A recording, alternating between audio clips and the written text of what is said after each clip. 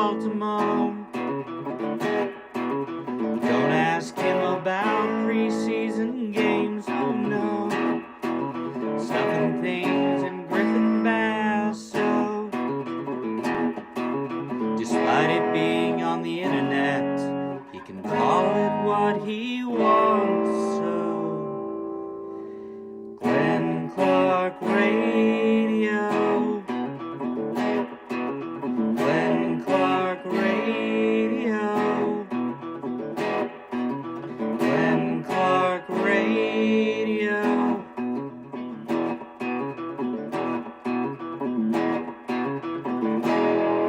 Duke sucks.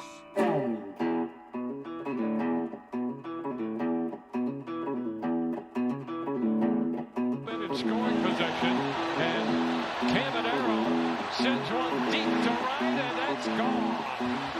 Junior Caminero on the first pitch hits an opposite field home run, and the Rays rebuild the lead. What a shot there on the first pitch. Opposite field, number 13 for Caminero. Oh, yeah, we're gonna talk. Yay, let's do that. Hi, good morning. It's Glenn Clark Radio. I'm Glenn. He's Griffin, and the Orioles. Andy Kostka is going to join us in a little bit. I was just on his Blue Sky page, and the first thing I saw from him was a post that said "oof." Yeah. Yeah, oof indeed. It's not that bad.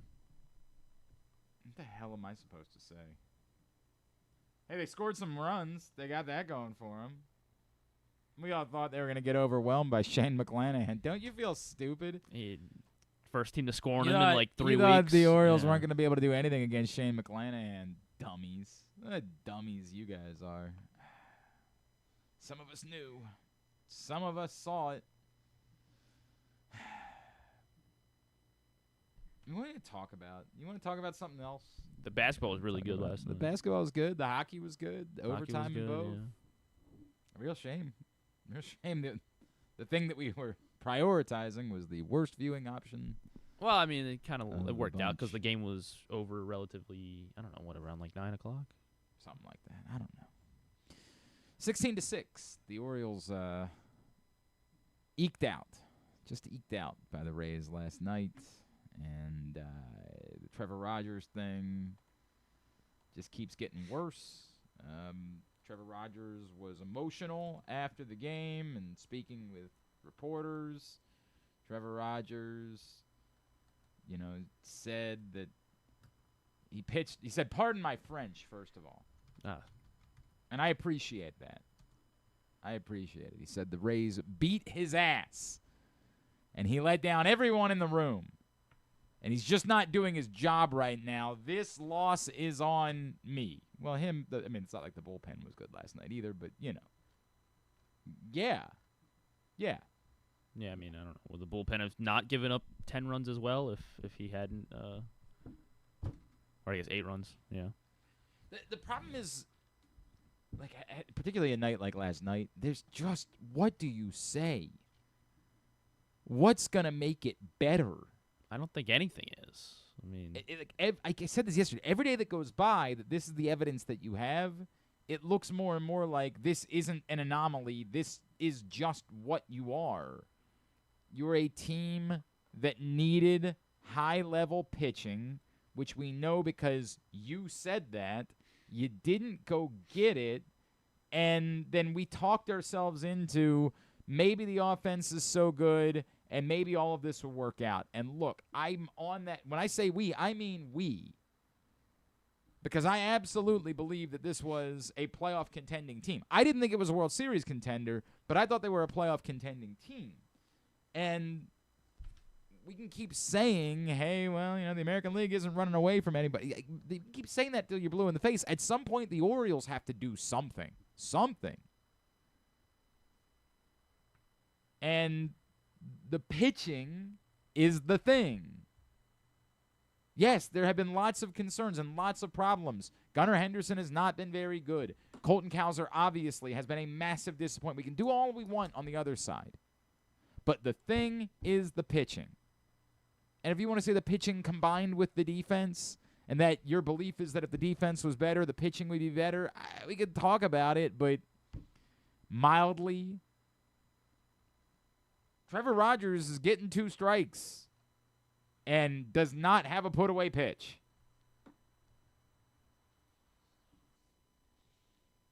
It's not it's not just that it's not good enough. It's not just that it's not good. It's worse. You know, it was from Jacob Calvin Meyer of the Baltimore Sun, who had that data on Trevor Rogers, who is good at getting 2 strikes. But what hitters are doing against him when they're in 2 strike counts, they're hitting .329 with a .398 on base percentage and an .871 OPS. An .871 OPS? As Jacob Calvin Meyer points out, the average Major League Baseball hitter with 2 strike counts has a .505 OPS. And the .871 OPS with 2 strikes is the worst among all starters. But, like, other than that,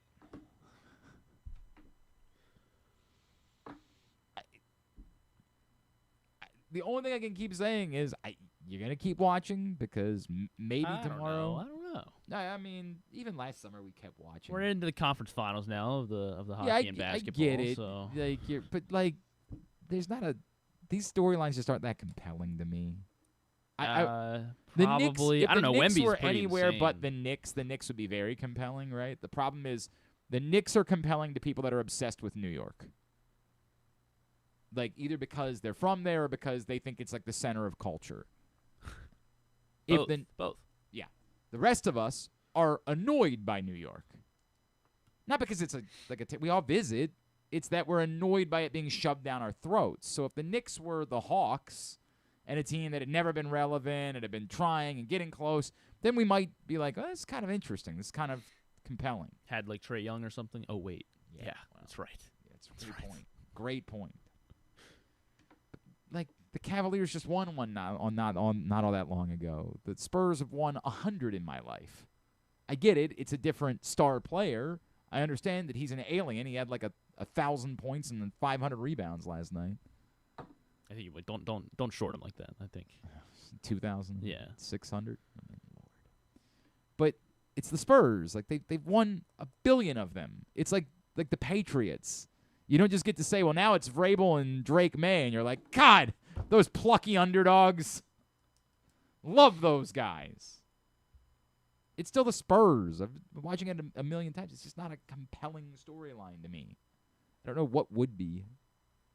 I don't know. I guess I'm not as bothered by the Spurs, I guess, as you are, because I didn't. It's not even that I'm bothered by them at this point. It's that I don't find them compelling. Well, they have the 7'5". I understand. He's an alien. Nobody's debating that. He's an alien of a human.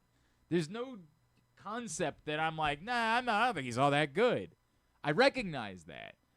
But, like, the Spurs, I'm the guy that tells me the compelling story. Tell me the long-suffering fan base. Like, a Canadian team winning the Stanley Cup is a big deal. It would drive me to be compelled because you've been waiting forever. The Spurs are not a compelling story for me. Their fan base has done nothing but win. Unless you're 12. 14, whatever it is at this point. All you've seen is winning. I'm not rooting for you. It's not enough to make me say, like, I'm going to stop watching the Orioles so I can watch this great, long-suffering story. Even, look, I'm not even a big LeBron fan, but when the Cavaliers won the title, it was that because Cleveland had been suffering. If the Orioles are down by 10 runs in the fourth inning every night, it's going to be... Yeah, I get that.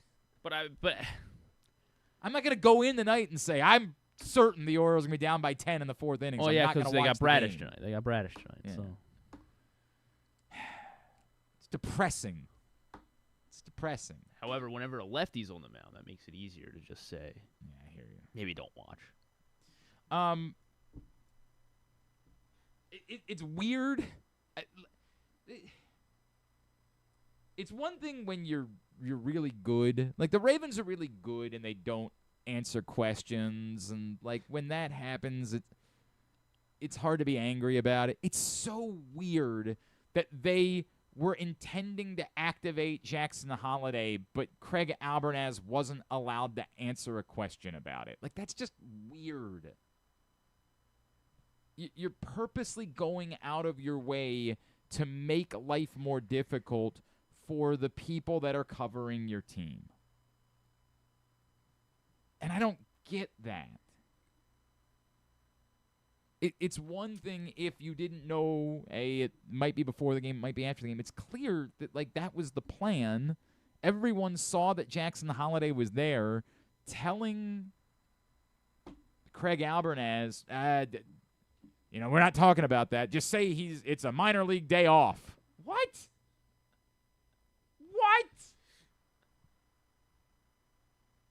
And it doesn't matter? No, it's like Tony Manzolino in points from last year. But when you're not good, these things bother. I can't help it. It bothers me that Craig Albertaz was playing, I don't know what you're talking about Jackson Holliday, when they knew what time Craig Albertaz was speaking to the media, when they have a group of guys that are there to cover the game and write about the team, and then they did it afterwards, and these guys have no quotes. They can't write about what Craig Albertaz had to say about it. What is the gain?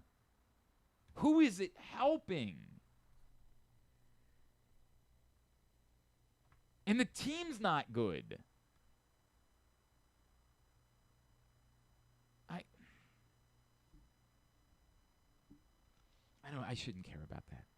Why would I care about that? Well, I mean, you're right, though. Like, because the team sucks. The team sucks, and they're doing. That's unfair. I'm not going to say the team sucks. I don't know. They kind of do. I mean, they're not good. What is signaling a turnaround for this team right now? Like, they're exactly where they were a year ago, except they were maybe 5 games worse. I shouldn't care this much about the Jackson Holliday thing. There's no reason for me to be that upset about it.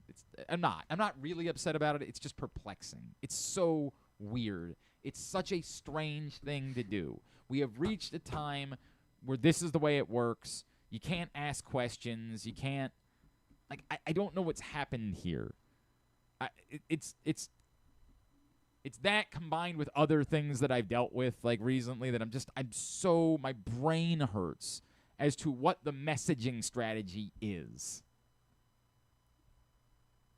Why can't Craig Albertaz say, yes, Jackson Holliday's here, because clearly he's going to be back with the team? It's so weird. Because then the Rays would have an advantage. They could have won 17-6 last night. You got to protect Maverick Hanley. You hadn't told him yet. Maybe when you're about to have your manager go talk to the media, you'd say, hey, I need to talk to you, Maverick. I know you probably thought you were here for the long haul. I'm not trying to pile on. I'm not. I'm sorry. It's strange. It's very strange. And Jackson Holliday's back, but not back. And the Braves did the same thing with Ronald Acuna last night, for what it's worth. Like, it's what is going on? What is going on?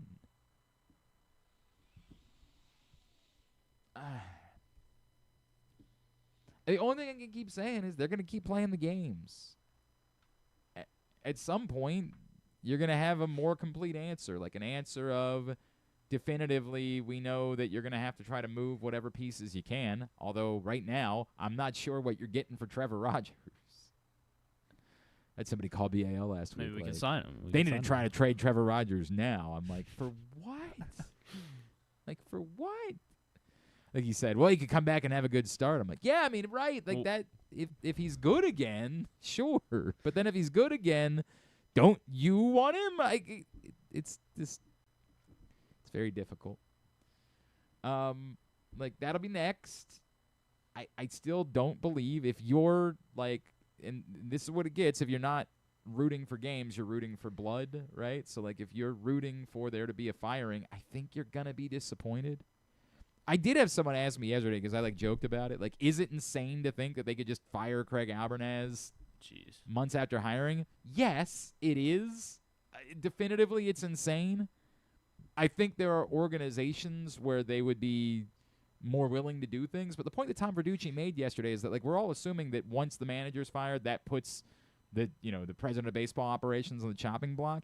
And as he pointed out, like that hasn't been the case in say San Diego. In San Diego, they've kept the same guy in charge and just continuously switched out managers. Now they've done more winning than the Orioles, but they haven't won significantly. Mm-hmm. And they've at least won playoff games. Like that's they have done in that. Series. You're right, but they haven't won anything that's mattered in San Diego. Mm-hmm. So, is there a world in which they find a way to sell out their crowd on a Monday and Tuesday night? Like, well, I mean, they've got a lot of compelling baseball players, and again, they win more than the Orioles. If the Yeah. Orioles are winning more than this, that would be a different conversation. right? Well, I mean, I don't think there'd be 90% of the city calling for one person's job either. Like. My gut is you're going to be, if that's it, if that's what you're hoping for now because you're convinced the Orioles can't be better, then I just think you're going to be disappointed. I don't think you're going to get that. A year ago, you got it. It didn't help anything. I mean, we're just past the year mark, and there's nothing to show for it. But you got it. If that's what you were looking for, if that's what you were interested in, it happened. And a year later, the Orioles are in no better of a spot than they were. So now what? All I can tell you is they're going to keep playing the games. It'll either get better, it'll get worse, it'll be more of the same. God, this feels so depressing when I say it like this. Like, it feels like talking about how AI is going to take over the world. Like, yeah, probably will. What are we going to do about it? Like, I just think this is kind of what they are. That's my gut. I don't think this is an anomaly any longer. I think this is a reflection of what the Orioles are. And I just don't think that's good enough. I don't know. Today's show brought to you by CountySports.zone. Proudly sponsored by your local Toyota dealer and buyatoyota.com. Coming down the home stretch of spring sports season at the high school level. Everything you need to know you can find at CountySports.zone. Did I hear that this guy cussed on the radio yesterday? Did I hear that? I know. I was wary of whether we invited. Well, I mean, him we're on or allowed to not. cuss here. We don't do it, but we're allowed to cuss here. He covers the Orioles for the Baltimore Banner. He's our friend Andy Kostka, and he's back with us now here on GCR. What are you doing, Andy? You're cussing on the radio? Yeah. I was directly quoting somebody in my defense. All right. All right. So that's what happened. All But right. luckily, I do hear I will be back on the radio today. I don't know. I would have had to have thought about it. I might have had to do a double secret probation, something along those lines. Thank you, brother. It's great to see you. Appreciate you taking the time. The way I just said it, like I don't know. The first few weeks, I'm the guy that's saying, all right, it's too small of a sample size. You don't overreact to any of it. I'm kind of at a point where I can't say that any longer. Like I think you have. It's more than a quarter of a season. I think you have enough of a sample size to know the Orioles are deeply, deeply flawed. That doesn't mean I don't think they can win some games, but I don't know what would make me think that this rotation is going to flip on its head so significantly. Even if Kyle Bradish has turned the corner, that means they have one starter that you can trust, which I acknowledge is more than zero, but it's still one. I just don't know at this point that I can think that this is anything other than probably about what the Orioles are. Yeah, I would say this is about what the Orioles are. The flaws. I remember I wrote a story right before opening day, talked to 6 talent evaluators around baseball, looking at strengths and weaknesses of the Orioles. And a lot of what they said proved absolutely correct. The overwhelming thought was that Baltimore improved its starting pitching depth, but didn't improve the top end of the rotation.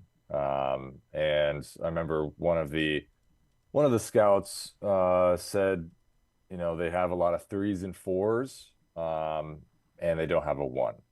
Bradish could become that, if this, we'll see what he looks like tonight in Tampa, or I suppose St. Pete. What he looks like here tonight, if he continues proving that he's back to his best, that would be helpful for this team. But Trevor Rogers has taken a significant step back, which was always a risk. Shane Boz, it was a gamble. Not saying he will not develop into what Baltimore wants him to develop into, but at this point, he's not pitching well enough to be that top end of the rotation guy. And then we know what the injury situation is for Zach Eflin and Dean Kramer. Kramer's actually in St. Pete. He drove up from Sarasota where he's doing some rehab. So he's around the team, but still a ways off. And who am I missing? Brandon Young and Cade Povich are depth pieces, that are obviously, Cade is injured himself. But they're depth pieces that we've seen flashes from both, but they're not necessarily the guys that you're going to rely upon to get back into this. I think the optimistic outlook is that there's a lot of teams in the American League that are not very good. And any team could go on, a win 8 of 10 games and you're right back in this wild card. I don't know if I see that as a possibility for this team. The hitting has not been consistent enough. Adley Rutschman looks back to his best. Pete Alonso is putting together some great plate appearances lately. He'll be thinking about, the bases loaded situation in which he struck out, but 3 hits last night. Beyond that, there's a lot of underachievers. It is not. I guess like you and I are in the same boat, yeah. Andy. Though I can hear it in your voice, where like you're trying to say it the right way, but the right way is just they're not good. It's not a good baseball team, and unfortunately, I'm really apologize to cut you off. I've been trying like this is unfortunately all I think about. That's what you do. Like, this is this is my your job, and I don't have very much of a life. So I think about this team nonstop, and when I think about what has kind of gone wrong to get to this point, a lot of it kind of comes down to roster construction and philosophy. And we're not seeing a team that has developed pitching. We're not seeing a team that really has tried to develop pitching. In the international market, they've really targeted hitters. In the draft, they've targeted college hitters. For most of Elias's tenure, haven't really, one of the highest draft picks, of a pitcher Elias made was Nolan McLean, and we know where he is pitching right now, the New York Mets, and he looks great. We don't know if a big splashy free agent signing is going to work. Like, look at Corbin Burns, right? Like, he went to the Diamondbacks and blew out his elbow, so it's not a guarantee that way works either. But, we haven't seen it to where, Baltimore is willing to really bolster its rotation and say, like, pitching and defense wins. Like, that's what wins. And Elias said it himself. This is a team that is built around its lineup. Too frequently, the lineup is down early, which makes it a lot difficult. Too frequently, the lineup is inconsistent. So, we're seeing just nothing is necessarily clicking. So I don't want to say like there's no path back because this is baseball. We've seen a lot of we've seen weird stuff, but it's not a good situation right now. He's Andy Kostka. He's with us here on GCR. And other than that, Mrs. Lincoln, I think, really enjoyed the play. I guess let's talk about some of the individual things that are going on. Jackson Holliday's back, although for whatever reason you guys weren't allowed to know that before the game, which is just very odd to me. Like, is this going to be that he's playing primarily at third base? Does that make sense? And like, it doesn't. Do we know that Jackson Holliday is a needle mover as he returns? Right? Like, that's I think the part that I'm struggling with is you're just looking for anything that can provide a spark, and yet do we know definitively that Jackson Holliday can do that? I don't know exactly where he is going to play. My gut is that he'll mix in occasionally at third. I figure he'll probably play second base today.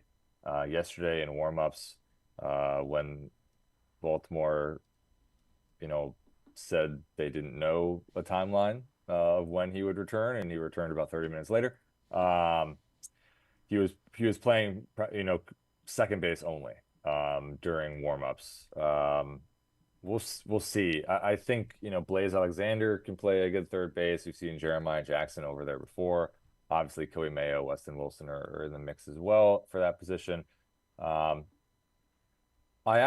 don't think Jackson would be like a bad third baseman. When I think of him at second base, the thing that he struggles most with is moving to his right, backhand behind second base, those ground balls. When you're at third base, there's very few balls, especially if you position yourself closer to the line. There are a few balls that are backhand. Obviously, there's some really scorchers, that you want to keep in front of you, but a lot of the plays are running in, and he's great at running in. Like, we've seen the defensive metrics for balls that he has to charge at second base. They're his best category. That's what he's good at. He can move to his left. It's really the backhand at second that he struggled with most. Obviously, the arm, is something that we'll have to see. In some cases, the throw, isn't like he played shortstop. Like, there were longer throws at shortstop when you're deep in that hole. So, he'd probably do it. I don't know if from an offensive standpoint, I don't know if he's a needle mover at this exact juncture, because, it takes time for power to come back from the hamate bone surgery. We'll see what that looks like. If he can at least put the ball in play, maybe that's enough to move the needle. Yeah, I mean, right now they could just use contact and guys getting on base and I guess those things. How do we talk about Taylor Ward, Andy? Because there's almost this like debate that's going on amongst those that follow the Orioles about whether or not he's having a successful season because he's the one guy that's, getting on base, or whether he is a disappointment because he's supposed to be hitting 30 home runs. The same thing that, I think the same people are complaining that other guys are trying too hard to hit home runs. Like, how do we actually talk about the year that Taylor Ward is having and whether or not he's been helpful or disappointing after being acquired? Yeah, I start with his defense, which is not the question you asked. It's been like, we always knew from his time with the Angels that he wasn't a great defender in left field. Of qualified position players on the Orioles right now, he has the worst fielding run value of any of the players. I'm just thinking of like last night. This was like such a minor detail on a 16-6 loss. So like, who really cares? But it's just emblematic of kind of the things that happen in the outfield that admittedly, like, I don't love seeing. There's a guy on second base, fly ball to left field, tag up from second base, and it's a free 90 feet because Taylor Ward doesn't rush a throw in. He's a little bit lackadaisical, and they get a free 90 feet. Did it end up mattering? No. I mean, the game was so out of reach. But you don't want those things happening from your outfield, no matter the score. So that's just one thing. That's not exactly a huge surprise because we kind of knew, Taylor wasn't a fantastic fielder. Just it stood out. It was in my mind just because I saw it last night. I think offensively, you can say he's having a great season because he's getting on base. Like, what do you? I think when I think of a successful offense, solo homers don't really do it for me. So if Taylor Ward is going to get on base at the top of for the top of the lineup, you have Gunnar behind him some nights, sometimes he's in front of him.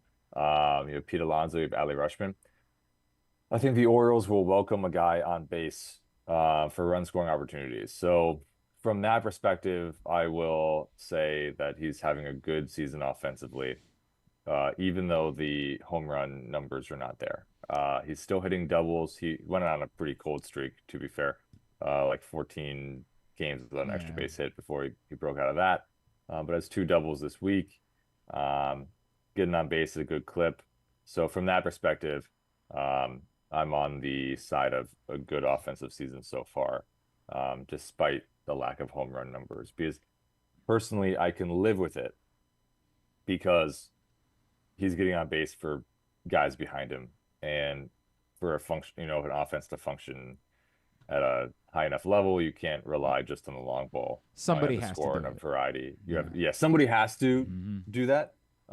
If it's not going to be him, obviously there's Pete Alonso. You'd like to see more of that from. Nothing against Pete. He's been on he's hitting really well right now. But Adley Rutschman been hitting really well. All things considered, would you like to see more home runs from Taylor Ward? Yeah, I think I would have expected more than one, or whatever the number. I think he said one. Correct me if I'm wrong. I think that's right. Yeah, I believe that's right, but I'll double check. Thank you. But getting on base is still a valuable asset at the top of the lineup. It is one. Is the number. Trevor Rogers, 3 good starts to begin the season, and then on either side of the flu, you were now talking about 5, somewhere between bad and truly awful starts. I know he was very emotional talking to you guys after the game, and he sounded like Andy Kostka, using naughty language after the game. I don't know. I don't know what to do. Obviously, the 2-strike thing is perplexing. A couple weeks ago, we're talking about a guy that maybe you should be throwing a boatload of money after. Now there's like do you send him back? I don't know what to do other than to keep trying to let him go back out there and hope, because it's not like you've got better options. Boy, it's a mess though. Yeah, I won't repeat his quote because I don't want to get cut believe off it or of not, this. we will not kick you off the air. Believe it or not. Yeah, It doesn't well, work that's that good. way. Good. Yeah, he's a guy that's searching for it. The 2-strike numbers, you alluded to, he's having a lot of trouble putting guys away. 2-out numbers are also very, tricky. We saw last night in the second inning, he gets the 2 outs with 2 runners in scoring position, but you're kind of right on the edge of, getting out of it, and then it goes 3 singles, a double, and a walk in whatever order those were in. And suddenly the game is out of reach.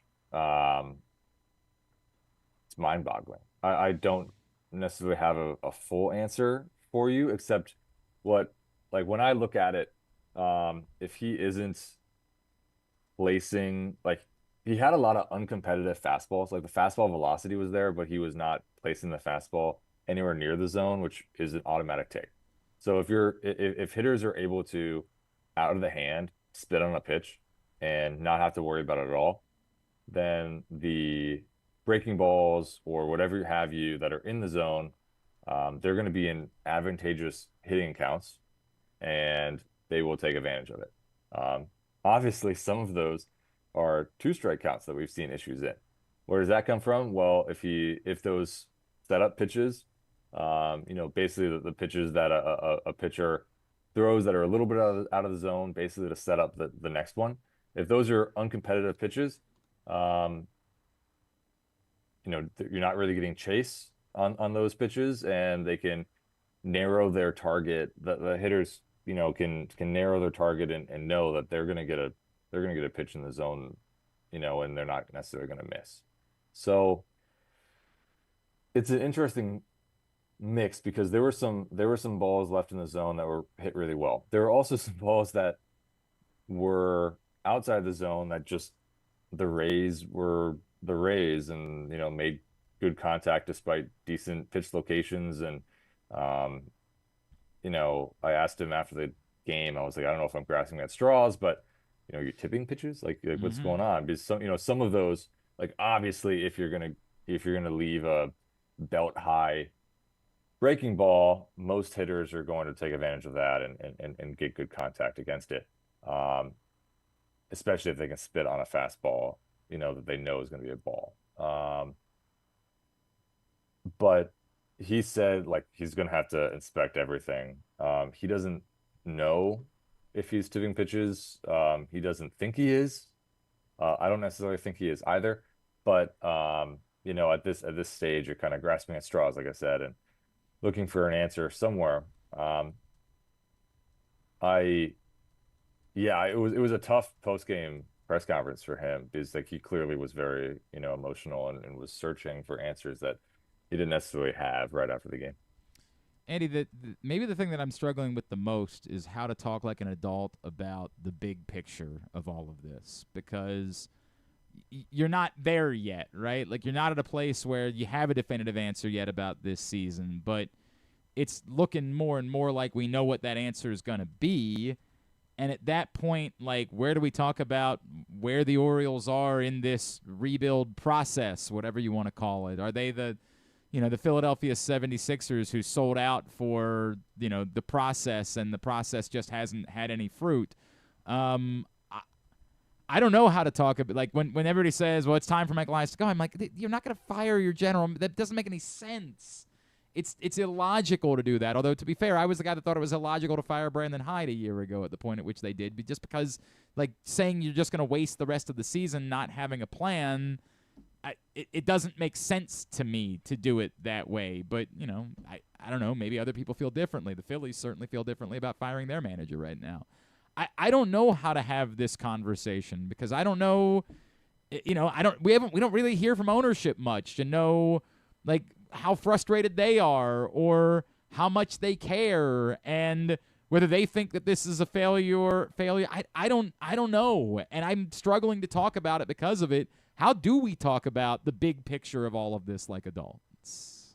Yeah, I will. I'll start by reading the statement I Right, from the got week. from Yeah. David Rubenstein, principal owner. Michael Arrighetti, did his spokesperson did not respond to a request for comment. But Rubenstein in a statement said, quote, I have great confidence in Michael Elias's leadership and strategy. We have many remaining games on the schedule, and I believe the team will continue to improve. That was the crux of it. He talked a little bit about, continuing to improve on and off the field, yada yada. But that was the crux of it. I think I'll go at it this way. From the way that I look at it, and I think people in the industry sort of look at it as, there's a potential that Baltimore becomes sort of a cautionary tale. As look at this, swell of farm system talent. They were on top of the baseball world in June 2024. And then injuries, regression, general underperformance, a lack of maybe pivotal moves that were required to take the next step as a team. All of that combined to create what could be a cautionary tale. I say could be because, again, we don't know how this ends. And generally speaking, I don't think this is a stretch of any imagination. But if this goes poorly for the remainder of the season, like Mike Elias is not, he's been in this game long enough to understand that, kind of would be on the hot seat in that situation. Because, you fire a manager last year, then the next one that answers that call in sports, which is a ruthless industry, is the general manager. Obviously, he's president of baseball operations, but you get my drift there. Mm-hmm. That is, sort of on the extreme end if this really spirals. I don't have a magic 8 ball to really know which way it's going to go. Shoot, man, they might make a run, and maybe this is the year that things flip, and like 2024 where they were the best team and then didn't play well to end it. Maybe it flips this year and they figure it out and people get healthy and yada yada. That's the magic of a long season. But as we speak, on May 19th, is a team that doesn't look like a competitor in the American League.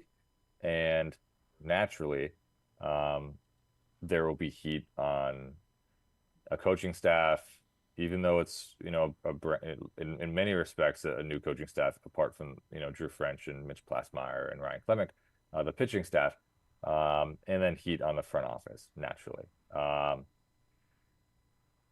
We'll see. I think Michael Arrighetti, who I did not speak to for the story I wrote last week, he has I think he has a bigger voice in baseball operations decisions than in some respects, a bigger voice than Rubenstein when it comes to baseball decisions. They let, Michael Elias lead. That's who they chose to put their trust behind. But I do think Arrighetti, has a understanding of the baseball world a little bit more than David Rubenstein. And I'd be fascinated to talk to him at some point at length. I haven't had that opportunity yet, but I'll leave it there unless you have a follow-up question. No, I think that's about where I am. Where I'd be fascinated by that too. Andy, I'd be fascinated to know what the feeling is. Yeah. Well, for more good party times, then you can go to thebanner.com and you can check out everything that Andy's been writing about recently as he's down there. You can follow him, of course, on Twitter at AF Kostka. What else can I plug for you? Say a prayer for West Ham. We might get relegated today. Oh no! Oh no!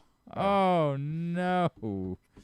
That's tough. That's tough scene, man. Who do they have? What's the scenario going in today? So yeah, this is what your fans want. I'm sorry, everybody. I'm sure everybody's thrilled to be talking about the Orioles right now.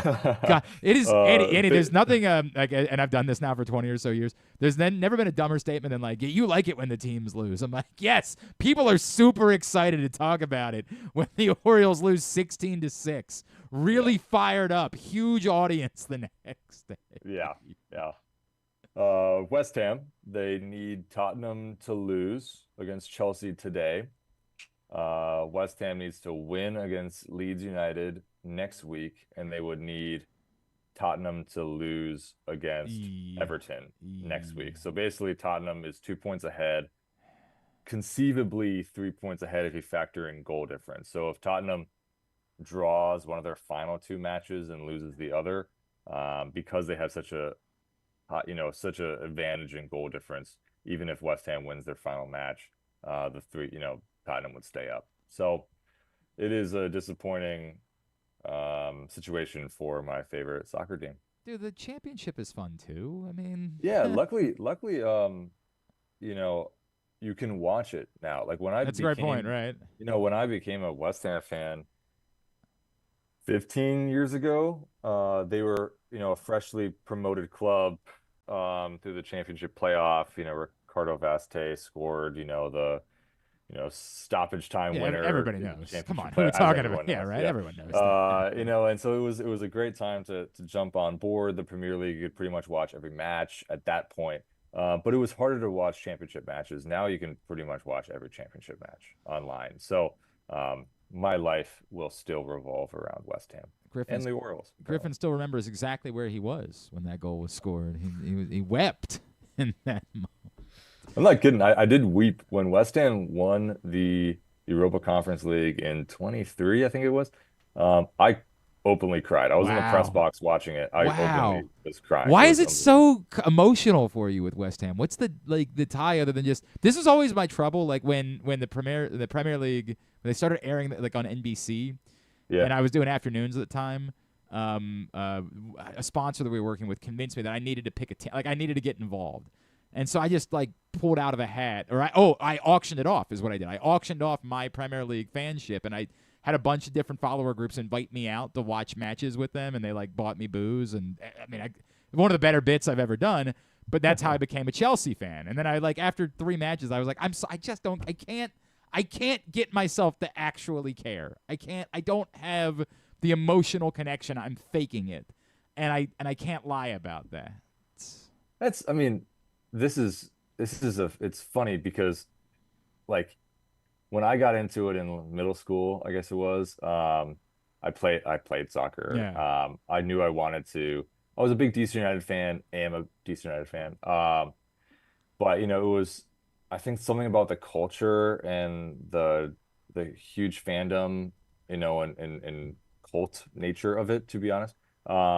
Attracted me to English football, and over the years I've actually become a larger fan of the grassroots game. I watch a lot of lower leagues. I've been to Dumbarton, Scotland to see Wow. a fourth division Scottish team. Like I Okay. really care about All the right, that's cool. grassroots That's level cool. of the game. But Dean Thomas and West Ham, or sorry, Dean Thomas and Harry Potter is a West Ham fan. And that was my first introduction to West Ham. All right. And it clicked. I've been to London many times to see them. They Cool. lose most of the time I'm there. But it is like there is something to be said about like my dad and I doing it at the same time, and like that was a really fun experience. I remember That's going to a cool. pub That in is East cool. London, and he and I, you know, these random West Ham fans were like, like what the heck are Americans doing liking West Ham? Because usually it's like Arsenal or Right, Man sure. City, Yeah, or yeah, stuff like yeah. that. And they just like adopted us. Like that night, we just hung out with these East Londoners all night. It's like that when you're in the group, like they treat you like brothers. So it's a very fun. Plus, I don't have to cover it. Like there's a Right. There's potential no like I have to emotional. cover. 100%. Yeah, 100%. yeah. I've Like tried. anything in America, I might cover someday if I Yep. haven't already covered. So it's a nice aspect to have separation. Andy Kostka, appreciate you, brother. Best of luck to West Ham, and Thanks. and maybe don't have tarps off. Stretch into the press box tonight. Thank you, pal. We'll Yeah. talk soon. All right. See ya. See you, Bye. buddy. Andy Kostka, the Banner. Appreciate him doing that. Yeah, I tried to fake it as a Chelsea fan, and they were great to me. I don't even remember what the bar was that I went to, but they couldn't have been Sounds better. like you really let them down. They couldn't if have been better they- to me. Oh my God, they took such good care of me, and I was like, yeah, I'm a Chelsea guy. I made up a fake song, the whole thing. Wow. I said bloody wanker, like I was doing the whole Come deal. on, Blues. And then after like 3 matches, I was just like, I'm lying. I don't have an emotional connection to this. Like it's fun if I'm there with the other people, but like watching at home, I was like, there's a tennis match on somewhere. I just kind of rather watch that if I'm being honest with you. Yeah. Well, I hope Leeds wins. I mean, just because there's like a chance, there's like a really outside opportunity we could finish like top 10 in the table if everybody else like loses. But we also can't get relegated. Wait, so why are you a Leeds fan? Because they were my team in FIFA when I when you first played started FIFA. Okay. Yeah. All right. I picked them, and now they're my team. All right. And we had some American players. They're fun. And they play an exciting brand of soccer usually. Like it's not boring. John Little Rock's a Liverpool fella. Oh, So he's telling Andy, you'll never walk alone. Apparently, West Ham, they go the Hammers. I didn't know Yes. that. Yeah, I the was not aware of that. Yeah. Did not know. Yeah, we had a soccer one at trivia. Did win last night, but ooh, it got hairy. Whoo, boy. We had Way to hold on. We had the lead going into the final, but I did not know the final, and so I said, let's just wager 0. And someone else went all in, and they got within 1 point of us. 1 point because they got it. But one of the questions last night, and admittedly, I only went 1 for 2 on this. Wow. There are only 2 countries who have ever won exactly 1 Men's World Cup. One occurred in 2010. The other occurred in 1966. Oh. What are the 2 countries that have won exactly 1 Men's World Cup? I felt very stupid Damn. about the fact that we only went 1 for 2. Which one did you get? I'm not telling you. Well, I just want to know. Which I'm one not you got. giving How's you it going to help me? anything that How you could that might possibly help me? Anything that might possibly lead you to something. You didn't get that at trivia last night, so you're not getting it here. Oh, there was 1 for you. You're going to feel really silly about the fact that you're not on the team. Yeah, right. No, there was. Oh, you are. I'm telling you. All right. 2010. I mean, obviously the U.S. did not win. You sure? They won. I swear to God, they at won one a point, big game. Yeah. Proctor was like, He said- Proctor said, "Are you sure they didn't win I one like in feel the like- infancy of the World Cup?" I'm like, no, brother. They have not made it past the quarterfinals. I feel like I don't know who the hell won in 2010. I'm gonna. You know what's funny? I'm just gonna lock in these 2 answers. 2 and answers. what- yeah. Very good. Japan, Uh-huh. England. Japan has definitely never won a World Cup. Darn, really? England is the answer from 1966, and I utterly and completely forgot about the fact they've only won one. Like, somehow in my mind, they've won more than one. We didn't even bring it up as a possibility. Proctor nearly Because they've screwed like us. struggled, or they've like complained that they've struggled, right? Like Proctor, I think, went in on Uruguay for 66. Turns out Uruguay actually won a bunch early on, like in the early years of the World Cup. What's their mascot? And then he was hell-bent on making it Portugal for 2010. And I was like, no, Portugal has not won the World Cup. He's like, yeah, but like Ronaldo. I said, no. In fact, he wanted me to go shot sure on my answer. Sure. I said, no, I'll go. Well, you don't know that's the way it so- works. When you are confident that you know the answer and that everybody else is stupid, you're supposed to say you're shot sure, because if you're shot sure, then they have to go with your answer. But if you're wrong, you got to buy everybody at the table a shot. Okay, that makes sense. That's a good rule. It is a good rule. I said, I'm not going to go shot sure on my answer, but I'll go La shot Celeste, sure on that not is. Portugal. That's what we went with. And then we defaulted to my answer, which was the correct answer. España. Really, the only one was. España in 2010. It's like, I know they've won one in modern times, but I don't know if they won any before. And I was between them and France. So you went Spain. We went Spain and Uruguay. We got 1 for 2. 1 for 2. The other sports question Yeah, was right, I should have been there. I could have talked you in England. was easy. Was who became the first player this year? Who became the first player in NBA history to lead the league in points, rebounds, and assists? First player to do all three of those. Yeah. First this year, it happened in the NBA Mm-hmm. that they led just in total rebounds and total points. I assume they do it by game. I assume. Oh, okay. So, and assists.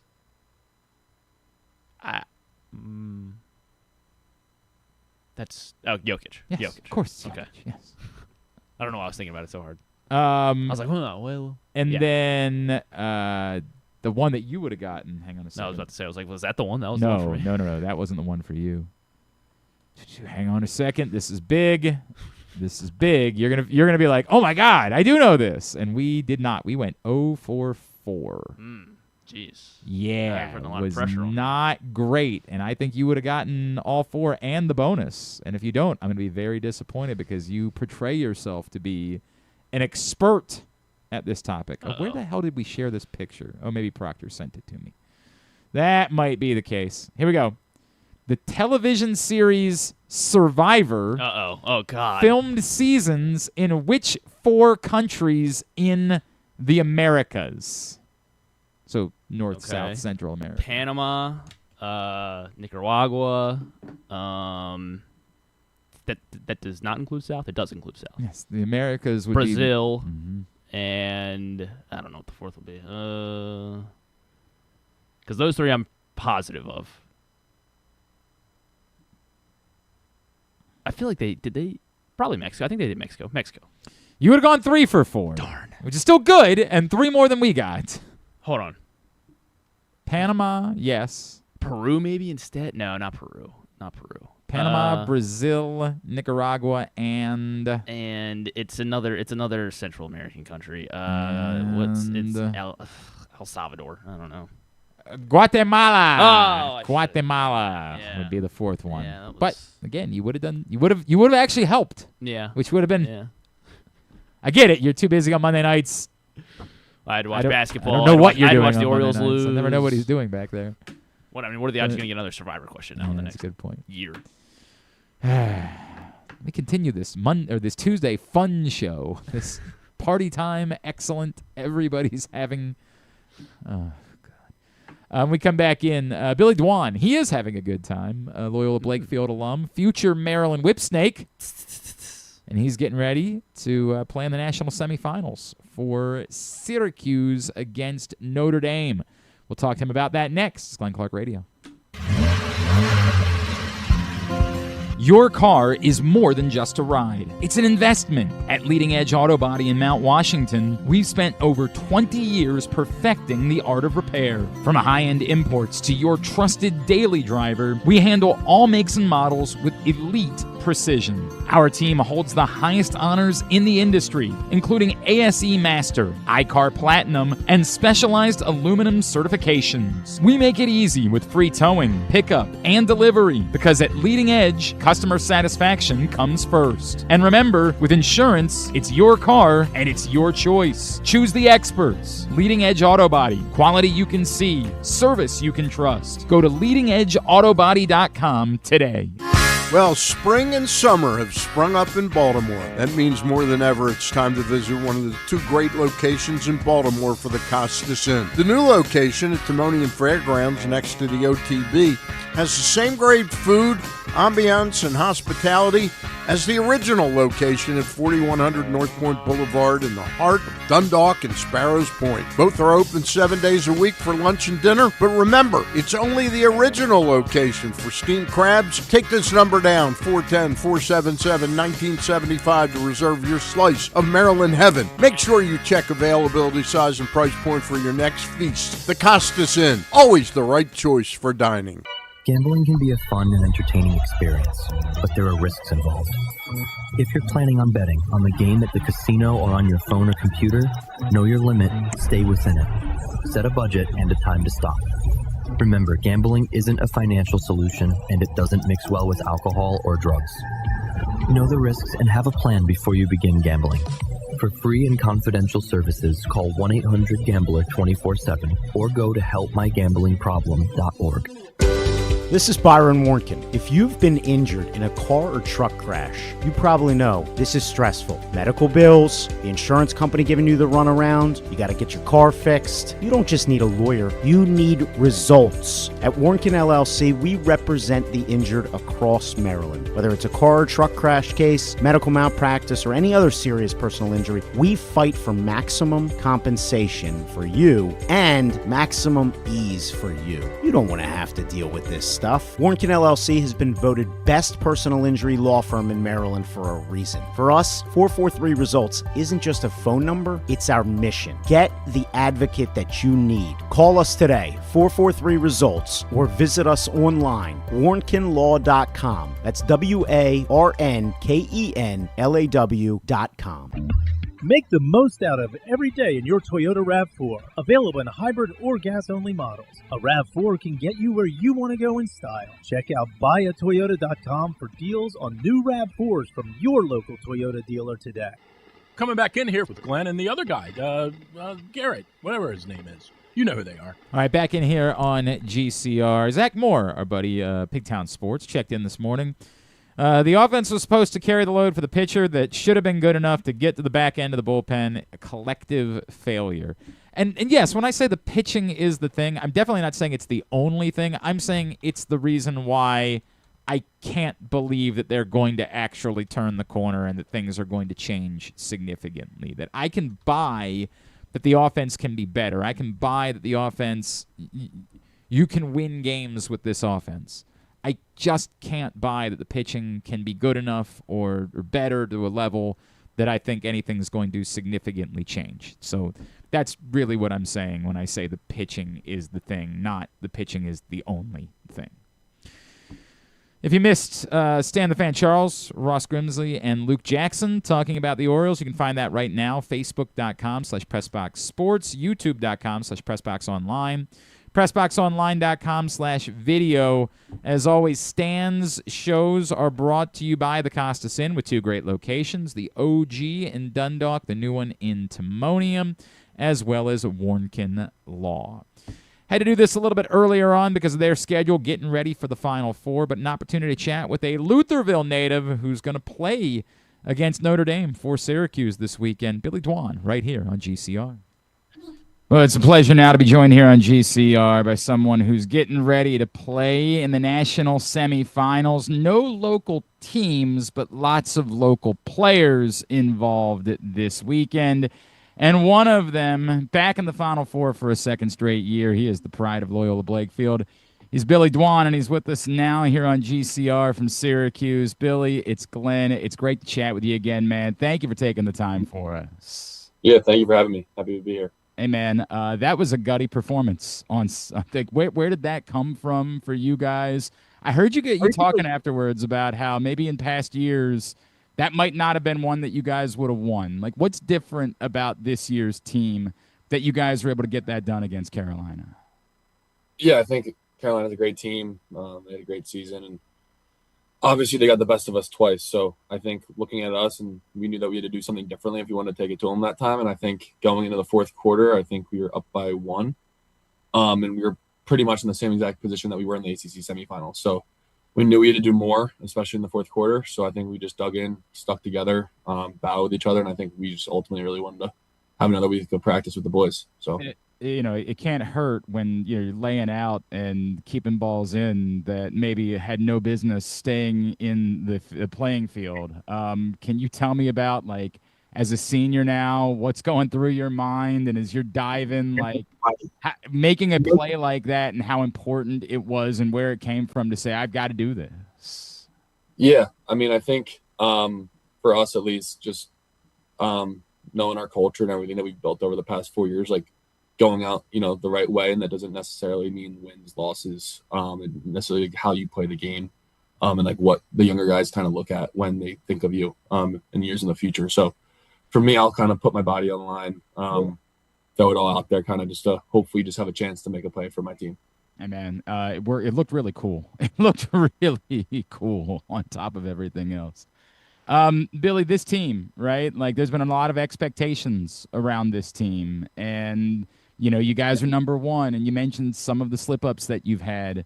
What is it taken to sort of gather everybody back together and say, we have a goal, we're supposed to be here to win a national championship? What is it taken to get back to this place? I mean, it's taken a lot. I think going back to, we were in the same position last year and didn't end it exactly how we wanted to end it. So I think for us, we knew it would take more to not only get back, but hopefully change things up and be different this time. So, but I think for us, I think we're in the lacrosse where we get a lot of spotlight and sometimes negativity from the media, from the fans, from, the lacrosse community. I think for us, we just stick together and we know what we have here. And I think it's super special. And for us, I think when people are always against us, like, we're going to battle for each other. We're going to stick it out for each other.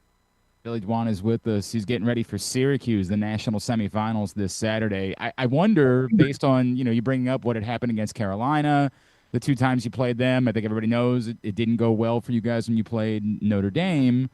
In getting a rematch opportunity, like, what do you learn from how you were able to bounce back against Carolina and what that might mean for getting another opportunity against Notre Dame on Saturday? Yeah, I think, looking at Notre Dame, they're a great team. So I think for us, just having an opportunity to play against them is pretty big. And you kind of get to know, like, what they're, like, you get to watch it on film, obviously, beforehand, but you get to know, like, what they like to do, what they don't like to do, kind of when you play against them for, like, live, for real. So hopefully we use some of that experience and some of the things that we kind of need to correct and do it this time for real. So. I mean, does it help you that you guys did this? Like, have you talked about, hey, we can prove that we can get them? Does that help, having just done this against Carolina? Yeah, I mean, I think it's a new week. I think, I watched the game back Sunday. I think it was a great game, but I watched it back Sunday, then flushed it. I don't think anybody's really thought about it since. So, new week, new team. I don't think anybody's really focused on, like, oh, just because we did it versus Carolina means it's going to happen versus Notre Dame. So, we got to practice this week like the team that's going to beat Notre Dame, not like the team that's beat Carolina. Tell me about, and I know you guys have been together a few years, when my guy Wyatt Hoddle showed up, and Loyola guy, Calvert Hall guy, did you have to have like maybe shove him in the locker or something like that to establish dominance? And what has he meant? Like, the way that he and Joey have sort of paired together has really been kind of special to see. What has he meant to your guys' program? Yeah, he's been awesome. I think he's been super flexible since he stepped foot on campus. He's came in his freshman year. He played D-Midi, for those that remember that. And then last year, he kind of has done a little bit of everything. This year, he's playing man down in that Sammy English type role. So he's just been super big. He has been chirping some this week or last week to me that Calvert Hall beat Blakefield in the semifinals. So it was a tough week in that aspect. But he's been awesome. He's been great. Obviously a great lacrosse player, and he does great on both ends of the field and all over the place. So Calvert Hall won another title. Unfortunately. That's the way it works. Just got to try to change it moving forward. That's the nature of the beast. It's funny we talk about like the local part of this. Obviously, you got great news in being drafted by the Whip Snakes, and I know that's not like local every week, but perhaps the first opportunity will be local here at Loyola. But what did that mean to you to get that chance? And obviously, the fact that you get to do it with Joey has got to be really cool too, right? Yeah, it's pretty cool. I think for us, we're just worried about trying to do everything we can at Q to, leave this place in like a right spot. But I think, looking into the future, I think it's a super cool opportunity, and to be drafted by, some by a great team like the Whip Snakes and some great people part of that team, and to have it like a friend like Joey to be a part of it too, just super. It makes myself more comfortable going in. I appreciate that. The idea, and I know, again, I get that your focus is your focus, but like the idea that you're going to be playing professional lacrosse, right? Like can I assume, given your family, that that's something that you've thought about for a long time, that's always been maybe a goal for you? Yeah, I mean, it's been a goal. I think for me, I kind of just always wanted to play lacrosse at the highest level possible. So that's kind of one of the reasons why I came to a place like Syracuse, where you get to play the best competition week in and week out. And then when I guess I'm done here, unfortunately, don't have another year or anything. But when I finish up here and hopefully finish it up on the right note, I get to take it and just play on another high level with another group of great players and great people. Billy, what would it mean, right? Like for this story that you've written, what would it mean to you if it were to end with you guys hoisting a trophy on Monday?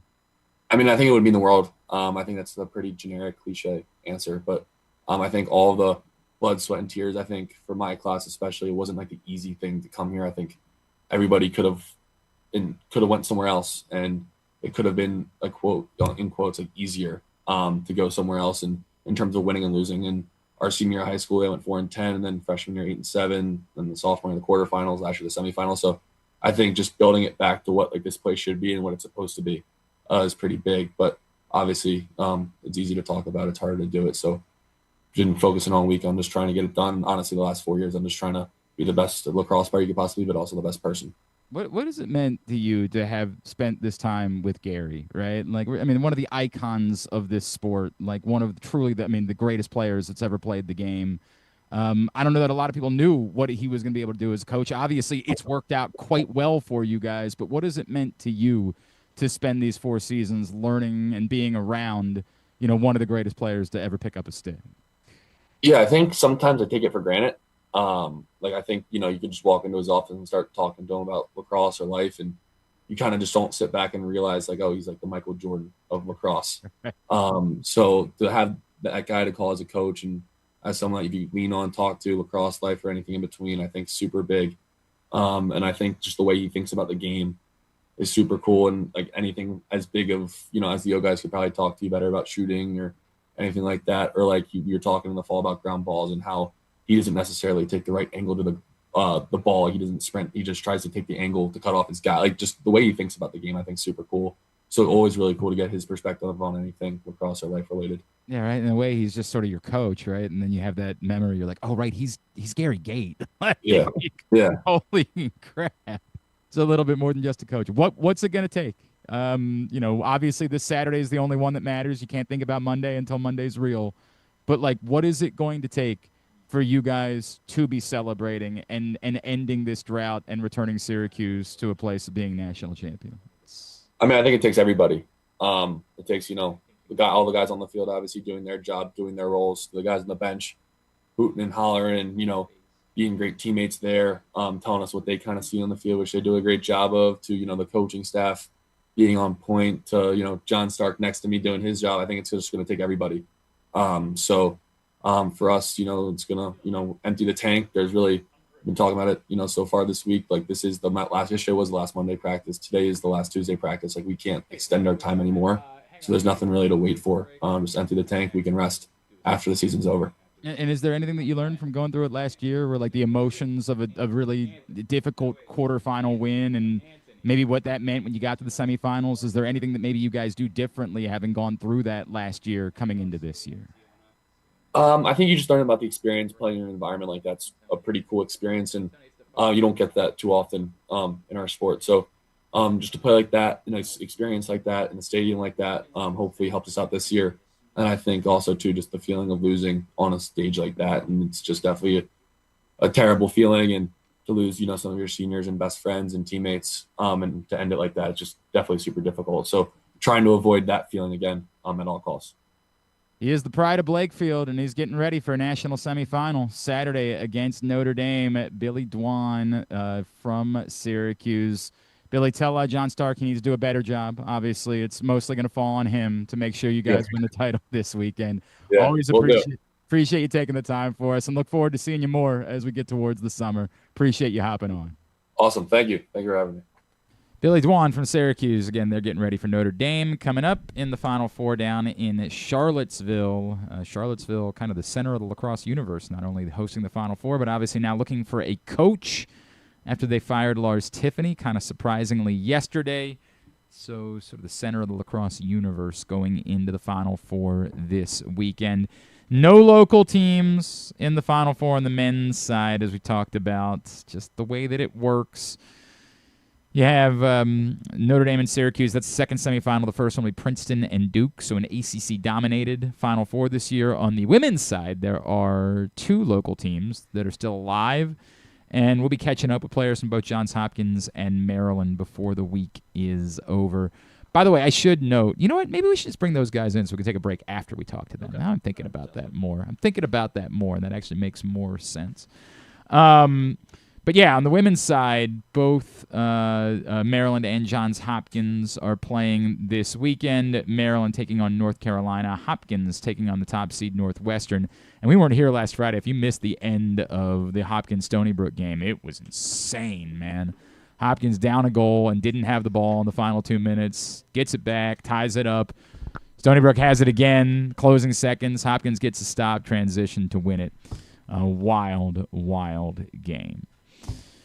All right, we continue along here on a Tuesday edition of GCR. Tony, I'm going to slide that right up towards you. It's one of those microphones you got to be like making love to it, the way that it works around here. Yeah, right? Well, hey, man, she probably won't mind all that much.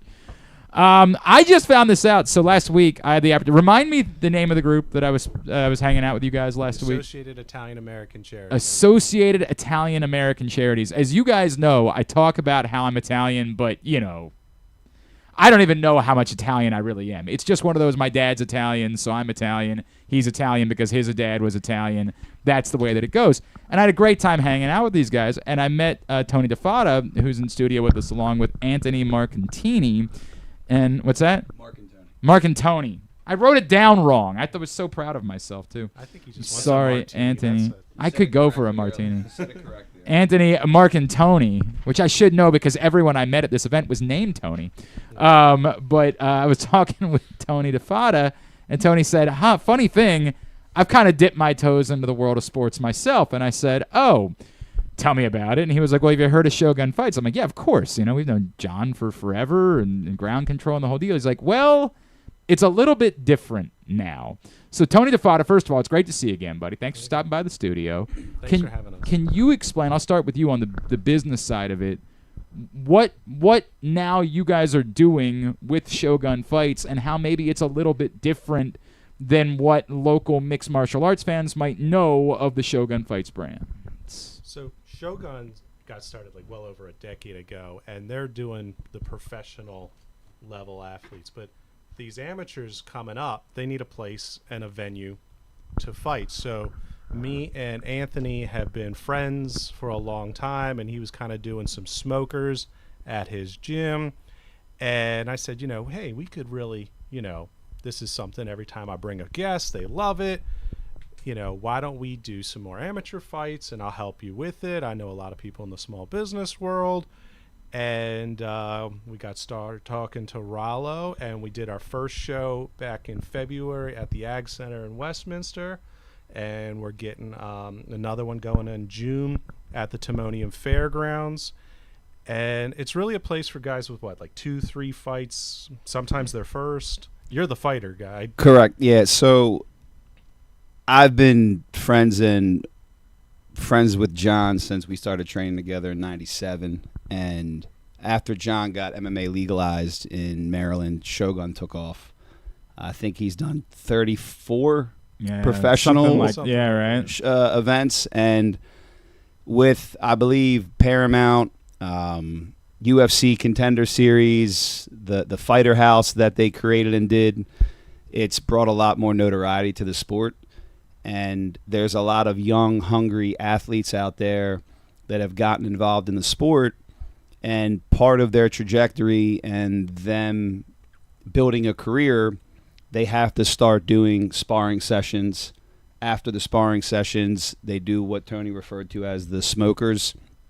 Essentially, a smoker is just a glorified sparring session. I'm really disappointed that this is not just That's out it. there smoking some meat on it, because I was like, I'm in, if that's what we're talking about. They do that at some of them as well. This was just something for us to kind of give our guys the opportunity to perform in front of a crowd, which is why they do the smokers. Tony... I'm always hustling. Yeah, Tony it's an ended Italian up. thing. Tony, I get that. Tony came to the events. We ran a really professional smoker. It was really well run. Normally, and they call them smokers because years ago they would be in underground rooms, smoky and bars, smoky bars and whatnot. So Tony saw what we were doing there and wanted to get involved to help move the needle for these amateurs and professionalize the smoker experience, as well as create an amateur show for these guys to develop and build their careers. So when you go to this event at the fairgrounds, they're going to be amateur fighters, but you're saying it's going to look like, this is not going to look like, the smoker. It's going to look like a night out. Yeah. Oh, no, they're very professionally done, and it goes on the records and the commissions there. And, if these guys go to the pros, like these, when they say they have 12 fights, they got to get those first. Yeah, of course. In order to get, right. In order to have 12, you had to have a third. You got right? to have a third. So you got to build that feeder program, for these guys to get that live experience. But, if you've never seen an MMA fight live, it's awesome. Yeah, and these guys are all trying to make a name for themselves, so they're hungry. They're coming out. They're trying to get finishes. They're not out there dancing and trying to avoid. They're trying to make fight. a name for themselves. Correct. So it's entertaining as all hell. And many times, it could be a lot better fight than what we saw on Netflix this Saturday. Well, that's not a very high bar. Yeah, that was. Right. I can tell you from experience, the last one we did at the Ag Center, Shipley Arena in Carroll County, as they call it, they look like professional fights, and we work with a sanctioning body that they don't require heads or shins, which a lot of amateur events do require heads and shins, headgear. And the reason why we did that is a lot of our fighters are on the verge of turning pro. So it's a very high-level fight. These guys are very skilled, very technical. They put on an awesome show, and the crowd loved it the last time we put an event on at Shipley. And we're trying to move the amateur events around Maryland to time it with Shogun proper that is run at the casinos, so that these amateurs have the stage for their development. And while they're building their careers, a lot of these guys are getting ready to turn pro. Wow. So the caliber and the level of these athletes is very high. The show's very exciting. And because it has the Shogun name, I was able to convince John to allow myself and Tony and other partners to get involved with his trust and faith and confidence that we're going to keep the Shogun brand and the Shogun name at a very high level, regardless if we're doing amateur events. So it's dependent upon us and myself to keep and honor that, to make sure that these shows seem like they have a professional feel to right, it. even if it's professional fighters. Correct. And the industry needs it. The fighters need it. The people and the fans are excited about it. And it's been a wonderful experience to build these amateur careers and help these guys build and get these athletes to the next level. Tony Fatta, Antony, Marcantoni in studio with Shogun Fights. Again, the date for the next fight is June 27th at the Timonium Fairgrounds. And what's the rundown website, social, where are people going in order to find out more? ShogunFights.com. You can also check out GroundControlMMA.com. There'll be information on both sites about that as well. And just follow either one on Instagram. or Facebook. We'll be announcing the fight cards as they roll out. I'm assuming still mostly local fighters, right? Like that's the cool thing. I've been to a lot of the Shogun, the professional Shogun fights over the years, and there are a ton going back to Binky years ago, right? Like yeah, Binky Jones, man, the man. He was used to train me. Man, that guy, what a star that started guy. it all. Right. Started it all. And I'm assuming this is a lot of local fighters. A lot of local fighters. So if you guys are in and around the Maryland area.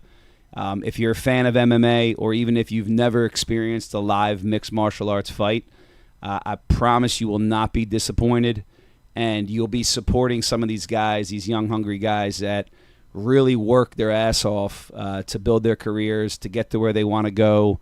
And, you guys could be coming here and watching the next GSP or John Jones or Dustin Poirier or Charles Oliveira in development. Before they make it to the UFC. And I can't tell everybody enough what it means to these guys, people that show up and do become fans, to watch them perform. They put hours and hours in the gym, outside the gym, handling their nutrition, dropping weight for these fights, and working on their skill sets day in and day out to get to the ability to even be able to ask to fight on a Shogun promotion. So now let me ask the important question. How amateur are we talking about? Because let's just say hypothetically, I know someone who's a massive fight fan, who's also a college national champion athlete. Now, to my knowledge, this person has What never... athletic? What athlete? I mean, I don't think that part matters all that much. I mean, it was a national champion athlete in college. He won a national championship. And he's a huge... I mean, like, he knows the fight game, I think, as well as anybody that I know. But I don't think he's ever actually fought before. But maybe, might be time. And I'm talking about Griffin Bass. Yeah, I don't think, I don't think right, I'm going to sign up to fight who won a these guys national who, championship at Towson University on their dodgeball team. That's true. That's true. a straight That part's shoot. true. Straight shoot. National champion dodgeball player. Fight fanatic. Like, in a perfect world, this show ends and he just gets to talk about mixed martial arts for the rest of his life, and he doesn't ever have to do anything else. What about maybe, how long would it take him training probably a while to maybe be able to fight on one of these cards, not on the professional card, on one of your cards? I'll tell you what we have the possibility of doing. Maybe what we need to do is, there's an intermission. I say we find another, what was it, dodgeball? Yeah, dodgeball. I say we find another national dodgeball champ. And from, who was your rival at Towson dodgeball? JMU, Cincinnati. Those were all right, the two we'll see like. see if the matchmaker can't reach out to JMU or Cincinnati. And did they ever win a Grand title? Grand Valley would be one. Grand Valley won titles. Dodgeball powerhouse, Grand Valley. All right, we'll reach out to the other dodgeball powerhouse and see if they have any other skilled athletes that want to hop on the intermission at Shogun I think Fights. it might be. I think it might be 27th. time. Man. I'm telling you, this man lives and breathes the fight game. Would you help train me in? This is. Yeah, this he is the would other need. I know. I would need a lot of work. I'm honored. He's that in good shape. He's I'm in good honored shape. that you Plays would a lot of ask that. baseball. Can we get a montage? We do need a montage if this happens. But send like honored. an '80s pop song. You're the best around. Nothing's ever gonna break you down. Like, we could do that for sure. And the other guy's definitely got to be Russian. Oh, 100% he's got to be Russian.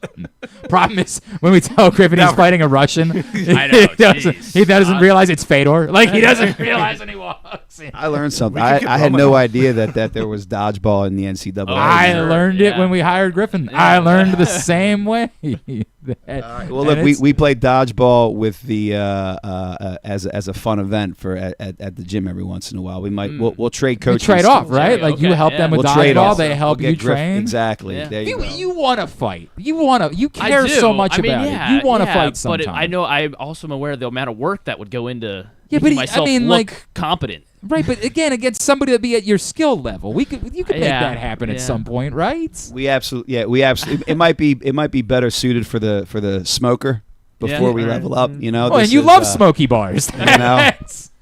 You know, we could find one. We'll make it happen, man. All right, absolutely. I like the idea of this. I like the idea of making this happen somehow, some way. I think you would be in love, man. I think it would be. It might be one of those you fight once and you retire. Like, you might say, like, I've done it, I've experienced it. Can you last longer than Gina did? I would think so. Well, yeah, wait, yeah. with I can Rondo? run around. No. I can at least No, run I around cannot. well, yeah, No, maybe no, not I Ron cannot. Rousey, but Not a chance in hell. I can run away for 30 seconds, hopefully. Yeah. No, you can't. No, you can't. Not for Ronda, but Yeah. Does that mean you're coming into train or what? Did we I solidify mean, that? Man, I don't. I get. We'll follow up. We'll follow up on we that. have I to- think he would. This is a straight shoot. Like if I said that to you, I'd be bullshitting. I would be complete. There is no chance that I'm actually coming to train to fight. I think there's a half a chance that Griffin would come in and train to fight. I unfortunately am still owed from like a fantasy football punishment from 2 years ago. Oh, that's I right, still yeah. have to allow John to strike me 4 times in any of his choosing. And I am. Oh, that needs to happen. I at am the show. panicked. Oh, we could. I could arrange it. We could do it there. We got to increase our insurance. I am panicked that he's going to kill me. Now, I say this as someone who took both a leg kick and a punch from John Jones in his life and mostly survived. I'm not sure. I got to have a surgical procedure soon. I'm wondering if it's still related to that decision all those years ago, but I am terrified of what John is going to do to me. He said, 4 strikes, your choice. Dealer's choice, whatever 4 strikes you want. Did he give you an out? You know how it's like you collect early? No. I he's have taking to, these yeah, 4 I have to strikes. take He the lost 4 our strikes. football Yeah, thing. like I've got no choice, man. I've got to do it. We just haven't timed it right. But yes, I do think on the card would actually be a great time to do it. All right, reminder one more time, Tony. June 27th, Timonium Fairgrounds, Shogun Fights Challengers number 2 or 11.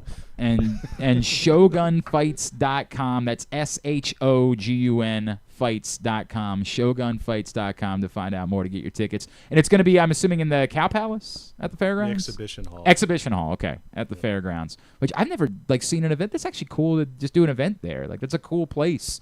Very centrally located. Like that's a very cool location. Doors open at 5. Fights start at 6. Let's talk more in the coming weeks. Let's see if we Absolutely. can't wrangle a fighter out of all of this. Let's see if we can't make that happen somehow. Thanks for having us on. Antony, great to meet you. Tony, good to see you again, Good to buddy. see you. Thank Appreciate you stopping by. We'll come back in. We'll get a tidbit, tubular, wind things down. It's Glenn Clark Radio. This is Stan the Fan. You know we talk all the time about our O's stepping up in the big moments, delivering when it matters most. If you've been injured in a car accident anywhere around Baltimore, that's your big moment, and you need someone who delivers. That's why I'm here to tell you about Warnken Injury Lawyers. They fight for Baltimore families every single day. Insurance companies play games. Warnken plays to win. So call 443-RESULTS. That's 443-RESULTS, or go to warnkenlaw.com. When you need results, it's right there in the number, 443-RESULTS.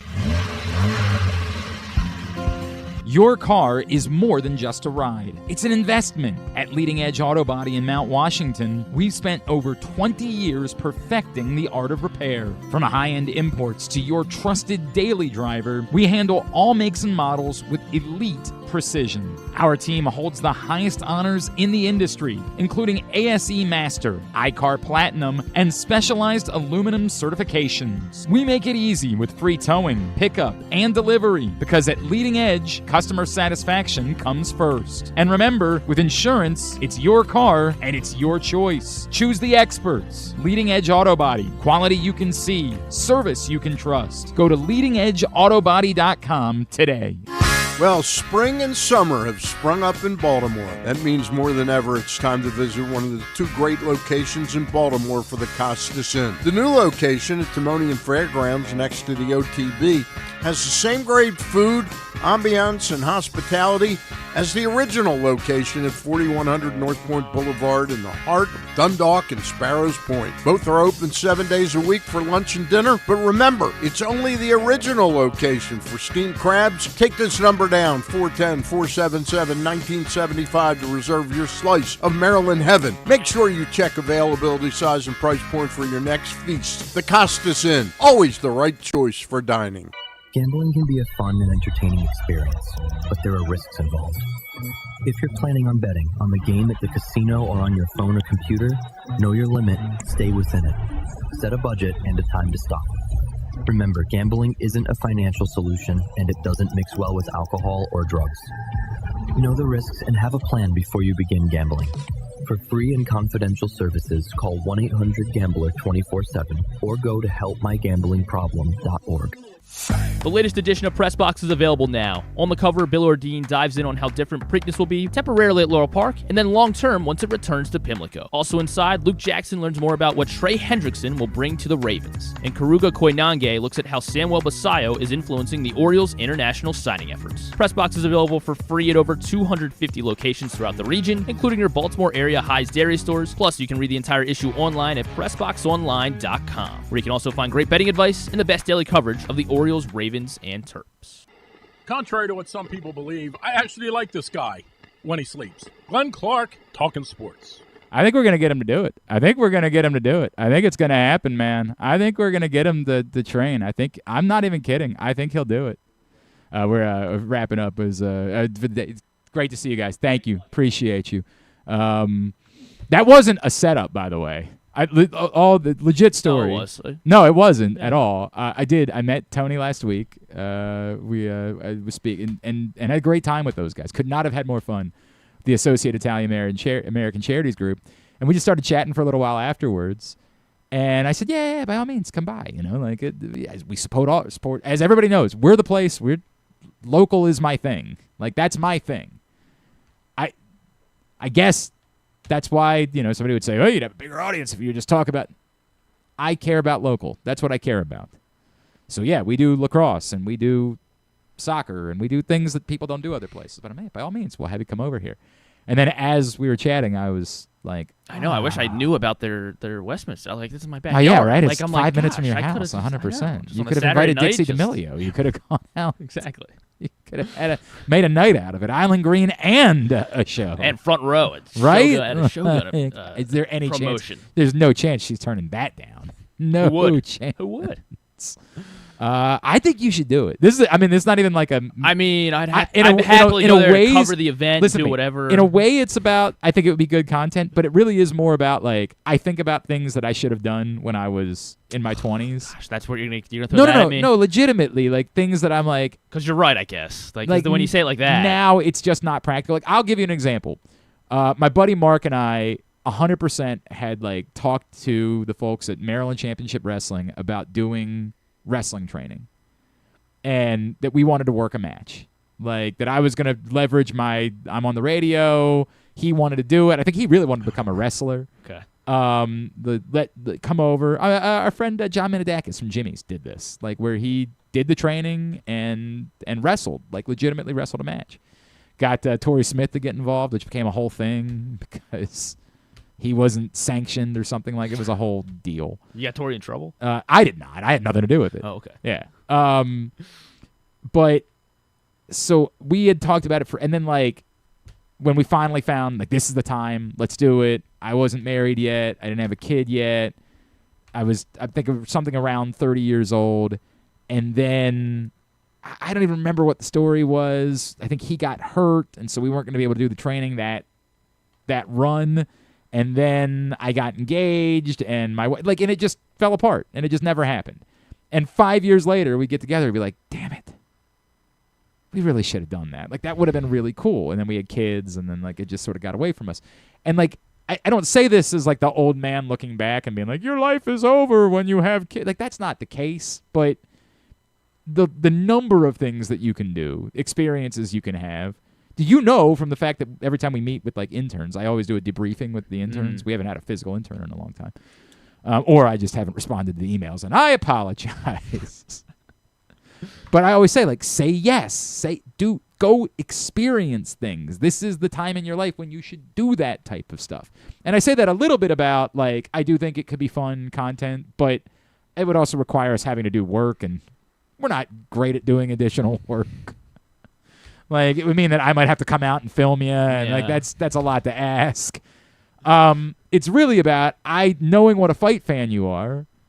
I'll give you an example. My friend Matt Cahill, he goes by Drab T-shirt. He's the producer for the Junkies. He did this when he was with Big O and Dukes.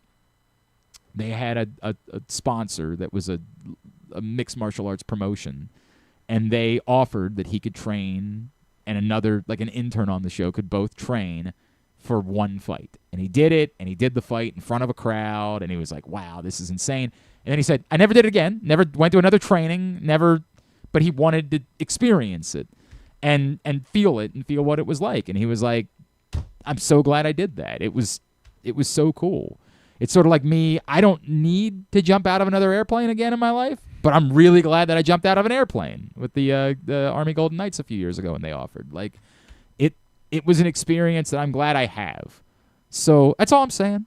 Like, I think from an experience standpoint, I think you would have a lot of fun, and you would be glad that you did it afterwards. Yeah. I mean, as long as you still have a face. Right, no, yeah. Well, that's what I mean. Like, I don't want to half-ass it either. Like, I want yeah, to make sure I mean, you say that. Make like, a fool of myself, and so like that's why I would take it that, serious. But you would also, again, if you do it in a way that like it's someone on your level. You're not going in there trying to fight somebody who's had 4 Another fights guy before. 0-0. Yeah, you need to go somebody or 0-3. I take that. Or who's never no, because they've still been training for longer than you. Okay. You want to find somebody else.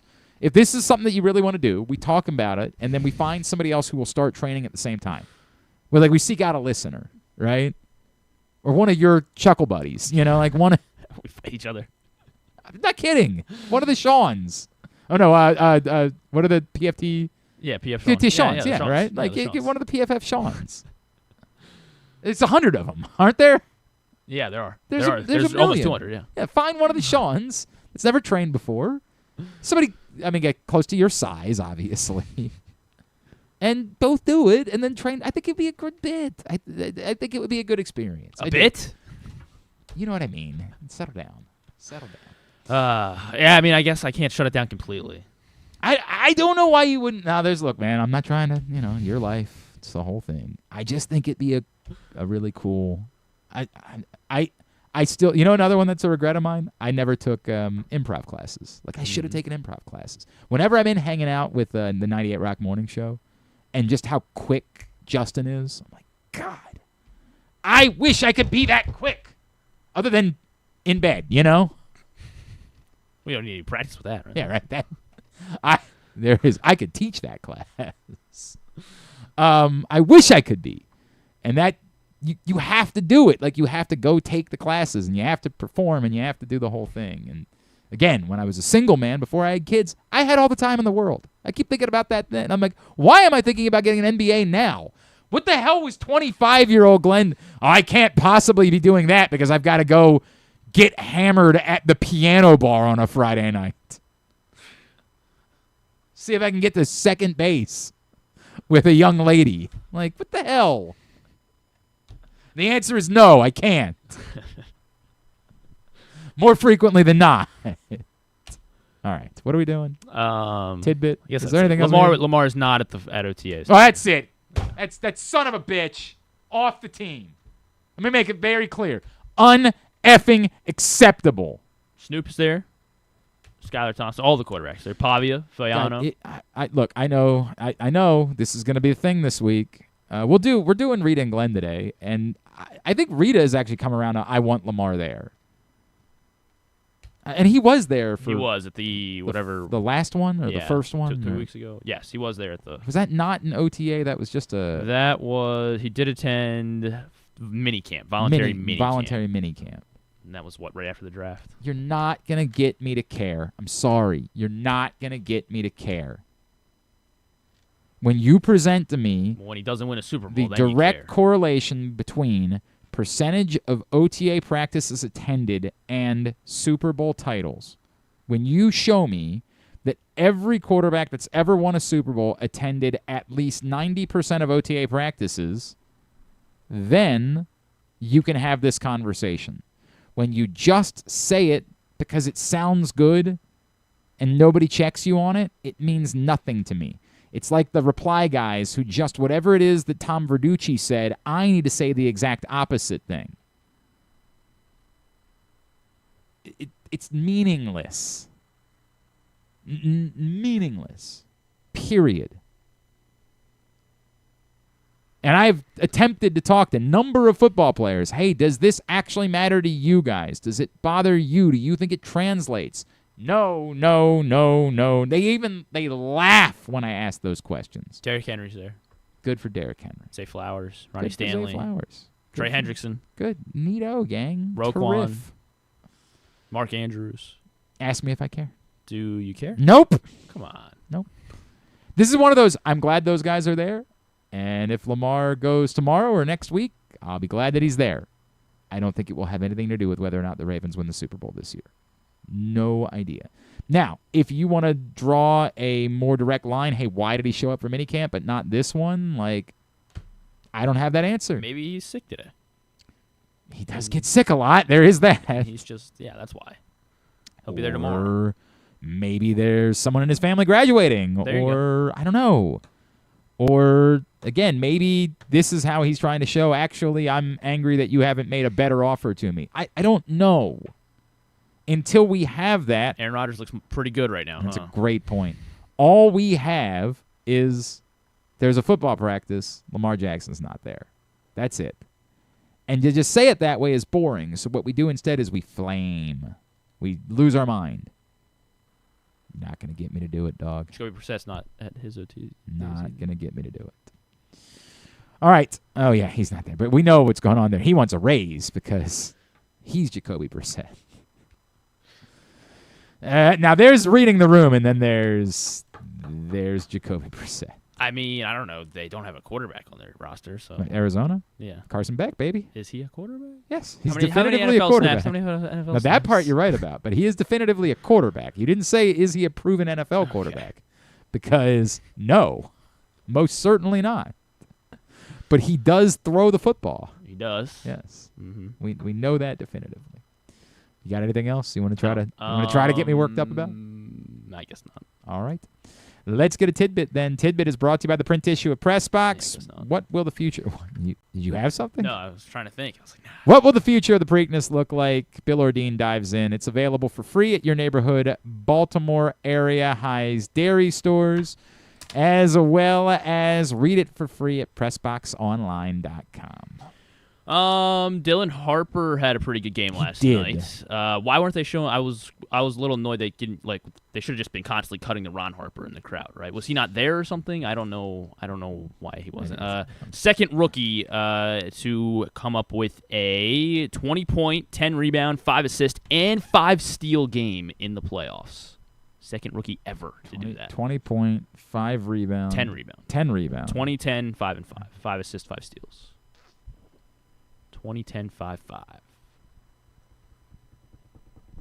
Magic. Rookie Magic Johnson, and then rookie Dylan Harper. The two to do that. You can't get anything past me over here. No.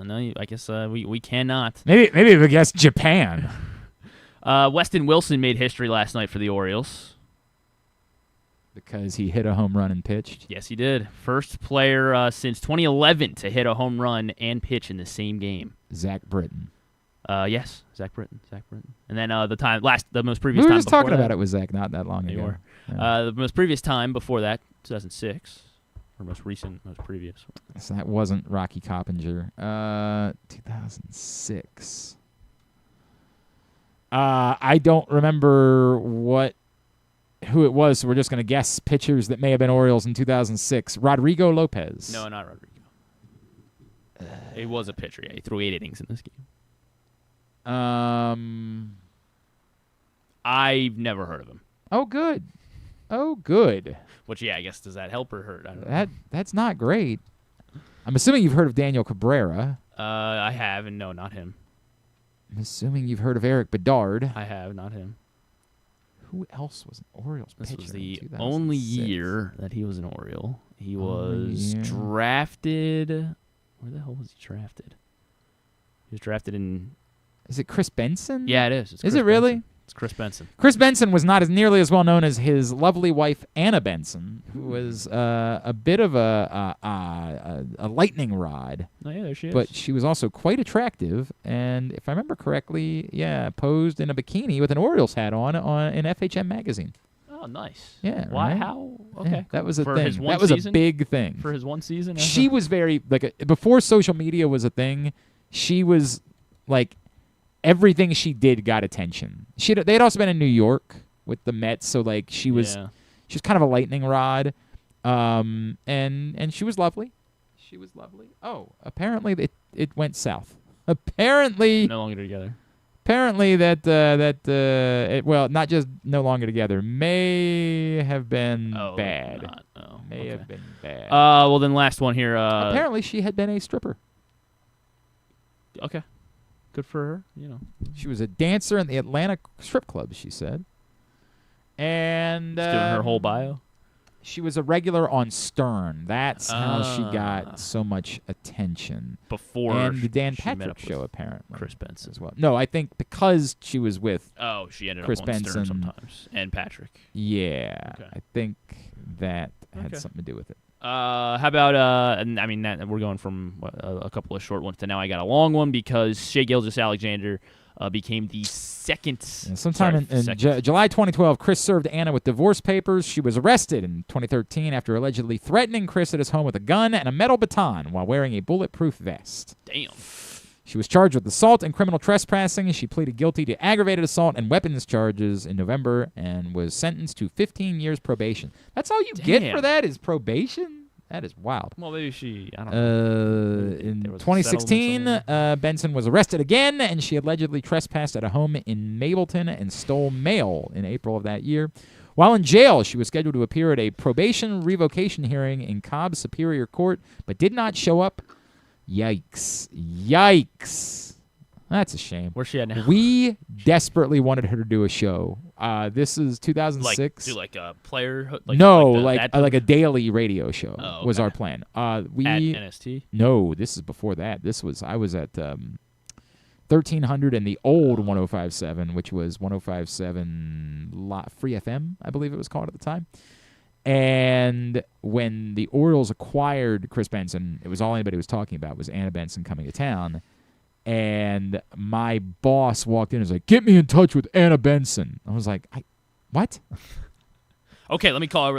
Like, sure. He's like, "We're going to make her a star." I said, well, she wasn't already? Think she already is a star. And I guess because she had done a lot of radio, they were like, "Let's get her to do a show."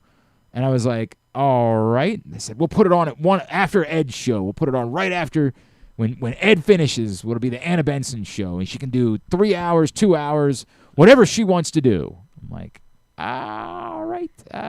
Never really got in touch with her. Never.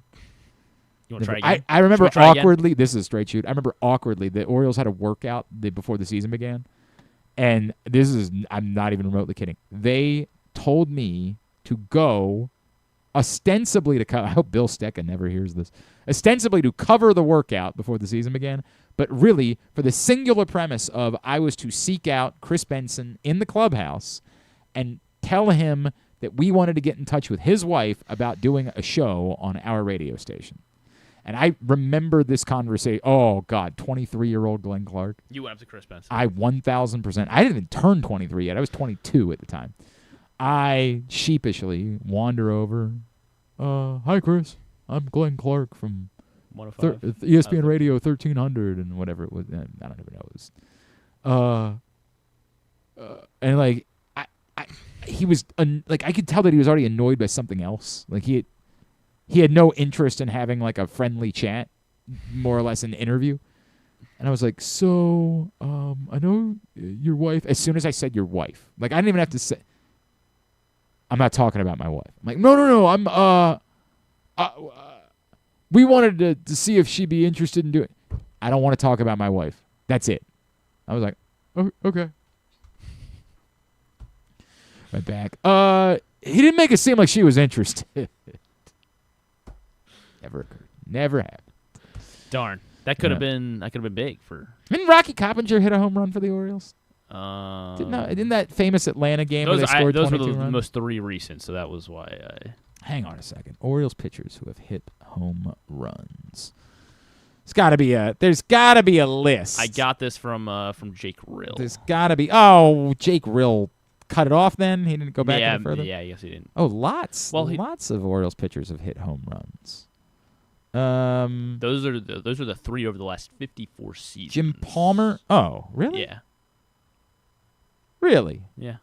According to Jake Rill. AI seems to think that that Rocky Coppinger did do it? No, AI seems to think that Steve Wilkerson hit a home run in the game that he pitched. Now, I don't know. We know that Chris Davis certainly did not hit a home run in the game that he pitched because he was like 0 for 8. Yeah. Stevie Wilkerson, what was the game? July 25th, 2019. Let's pull up that old box score. Again, this is AI, and I certainly do not trust that. Yeah. Orioles box here against the Angels. That's definitely the team they were playing, and he got a credit with the save. Tanner Scott got the win in that one. How about that?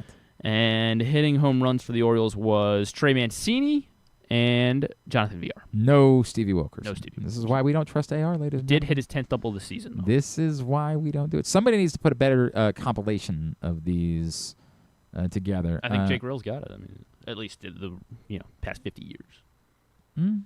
That might be true. That might be true. Hang on a second. I'm trying to pull up the Atlanta game. This is the I believe Cal Ripken went 6 for 6 as the Orioles won 22-1. Jeez. Over we could the use Braves. one of those. They could. That would be neat. Would that be how this series goes? Is they lose by 10 on Monday, and then they win the next 2 games by 1 run, and they win the series? Mike Messina went Losing on 2 aggregate? for 5 with 3 RBI and a run scored in this game. Wow. Hitter. Pitchers who rake. Rocky Coppinger had a hit. He did not have a home run. Did not have. Let me make sure of that. Cal Ripken had 2 home runs in this game. Will Clark had a home run. Charles Johnson, Rocky Coppinger did not have a home run. So there you go. There you go. Oh, he had just a single base. Just a single. Mike Messina had a double. Had a double in that game. Wow. But did not hit a home run. So Jake Rill wins this time. We good? Yeah, I got another one, but we can. It's save it. 3 o'clock in the afternoon, Griffin. Not yet. It will be when next time we talk. That's true, actually. We'll tell you more about that in a second. Okay. Have you ever thought of taking a cruise to these wonderful destinations with sunny skies and beautiful beaches? Well, wait no longer. We're ready for you to cruise from the Cruise Maryland Terminal. Have a little phrase that you can go from baggage to margarita in about 15 minutes. Choose fun with an array of destinations, onboard activities, entertainment, and world-class cuisine. Contact your travel agent and book your cruise today. Let your adventure begin. All right, here's what's coming up totally tubular-wise. The Orioles will play again and maybe have a chance because Kyle Bradish is on the mound tonight. Lefty tomorrow, against Griffin Jacks and the Rays, 6:40 on. We're not talking about tomorrow. We're talking about today. I know, but I'm just today, Junior. I'm out on the team. Oh, you got to calm down over there. They win 1 game. And now I have to root against a Griffin tonight. A fellow. That Griffin. is tough. I know. Game 1 of the NBA's Eastern Conference Finals, Cavaliers-Knicks, 8 o'clock on ESPN. Everything else you can find at glennclarkradio.com. Non-sports highlights? Non-sports. Big one. It's going to be the Season 10 finale. I know you might be disappointed, but it's the Summer House finale, Season 10. Son of a bitch. How's Weston Wilson doing on Summer House? Is he going to win? I don't know, actually. Did they vote for a winner on Summer House, or... I don't know. Is that like a competition that Actually, determines I think it? they do. Yeah. I think, or maybe, I think there might just be like at the end. They Do all the losers like a battle royale. It's like a battle royale. Or do all the losers come back to vote? Like on. I don't think it's like that actually. Survivor does that, right? Don't all the losers. Yeah, the jury. Yeah. They're all the they losers. Yeah, you say jury, but they're the losers. Well, they got voted out. Yes. Right, because originally it's people that are playing that do the voting, right? They vote, but then when you get down to 2. You can't do that anymore. Yes, yeah. So you have to have the losers. When it's me, you, Drew, and KZ, we're getting together. We're trying to vote off Drew, and then right, yeah. But then we turn around and Drew's got to pick the winner. Correct. Yeah. And so but we were all out on. That's where I very slightly say I hated that they did that to you. No, I say hated it. I say Drew, I had no choice. Yeah. They're gonna vote me out if I didn't exactly vote with them. So Summer House is the losers, or sure. Or do they do like a feat of strength maybe to determine who the winner? I feel like they just get together and have dinner or something. Because if it's Weston Wilson, he can pitch. So that's got to help him and in hit home runs. Right. Well, sometimes in the feat of strength. Not off lefties. Part of the competition I guess he did. on Hit Summer off House. Right. But don't worry, because even though it's the Season 10 finale at 9 o'clock following that, In the City series premiere, which is a Summer House spinoff, includes Lindsey Hubbard. Okay. Kyle Cook. All the stars. Yeah. Amanda Batula. Yeah. Danielle Oliveira. Should I keep going? No. Ian Heavey. No. Andrea Denver. I was going to say no. Lexi Sundin. No. How about Nick Barber? Hell yeah! They got the Barbs? They did. They got Nikki Barbs. Cancel my plans. Yvonne Nadler. You know what? I'm with you. Not watching the Orioles. Okay. Yeah. We're watching Summer City. In the City. Summer City. In the summer. City High. In the What would summer you do if your son was at home crying all alone on the bedroom floor because he's hungry and the only way to feed him is to sleep Point with a is- man for a little bit of money and his daddy's gone somewhere smoking rock now, in and out of lockdown. I ain't got a job now. You don't know that at all? No, I don't. Nothing? What- That song who was a is- jam, baby. who is City that? High. By City who? High. Which I found out later they were all dating each other. By who? Who's City that? High. That's the name of the band. Oh, that was the name. Yeah, the band was the song was, I assume, What Would You Do? I realize I don't even know what the name Should I of the keep song. yelling? Should I keep reading off the names of the No, people that we should have stopped that a very long time Georgina ago. Furziel? Griffin. We're doing a 17 Anyway, hours. point of- is- What Would You Do was the number 8 song. I can't believe it was only number 8. I can't believe there were 7 songs that peaked higher than that. Point is, if you're gonna watch the Orioles, you better just make sure you DVR Bravo tonight. Right, that's a great point. Nightmare Upstairs. What happened to Ty and Bryn on Hulu? This could be. Yes, there were 3 members in the band. Claudette Book Ortiz was the woman, and then 2 gentlemen, Ryan Toby and Robbie Pardlow. And originally, Claudette was dating Robbie, and then when they broke up, she dated Ryan. Just went from one to the other. Okay. She had a type. Interesting. Members of City High. I guess they were okay with that.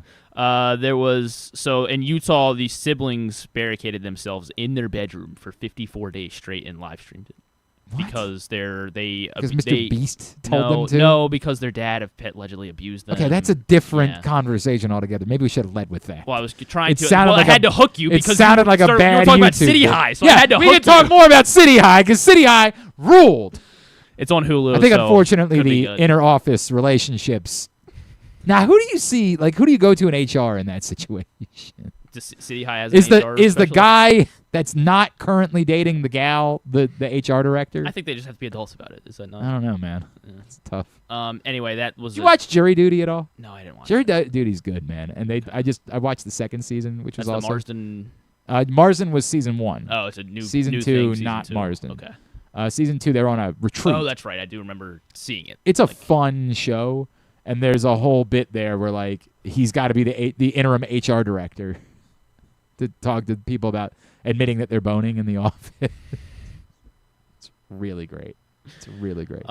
Anyway, the thing, the Utah, the kids say the dad abused them, but then it makes it look like because the mom and dad were like separated, so it looked like the mom was like trying to get the kids to manipulate like, turn, them? Yeah, manipulate them. Ooh. So it's Okay, that's on Hulu. We Yeah. did the shooting, at the untold shooting at Swarthmore Hill or whatever Oh, it was yeah, called. yeah. We did that one this week. Way better than I expected it to be. Very compelling. Yeah, we'll talk about it on Read and Glenn. Untold UK, Liverpool's miracle of Istanbul. So So they just that do one's for nothing but John. Yeah. soccer?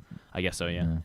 That was the 2005 Champions League. Whatever. Liverpool was down 3-0. I mean, it was about that goal that West Ham United scored that everybody knows about. They should do that one. Everybody. They should do that one. That goal. That's it, I think. All right, very good. Wanda Sykes has a comedy special on Netflix. I like Wanda Sykes. I'm a fan. I loved her on Curb. Yeah, I'm like, why could I not think of it?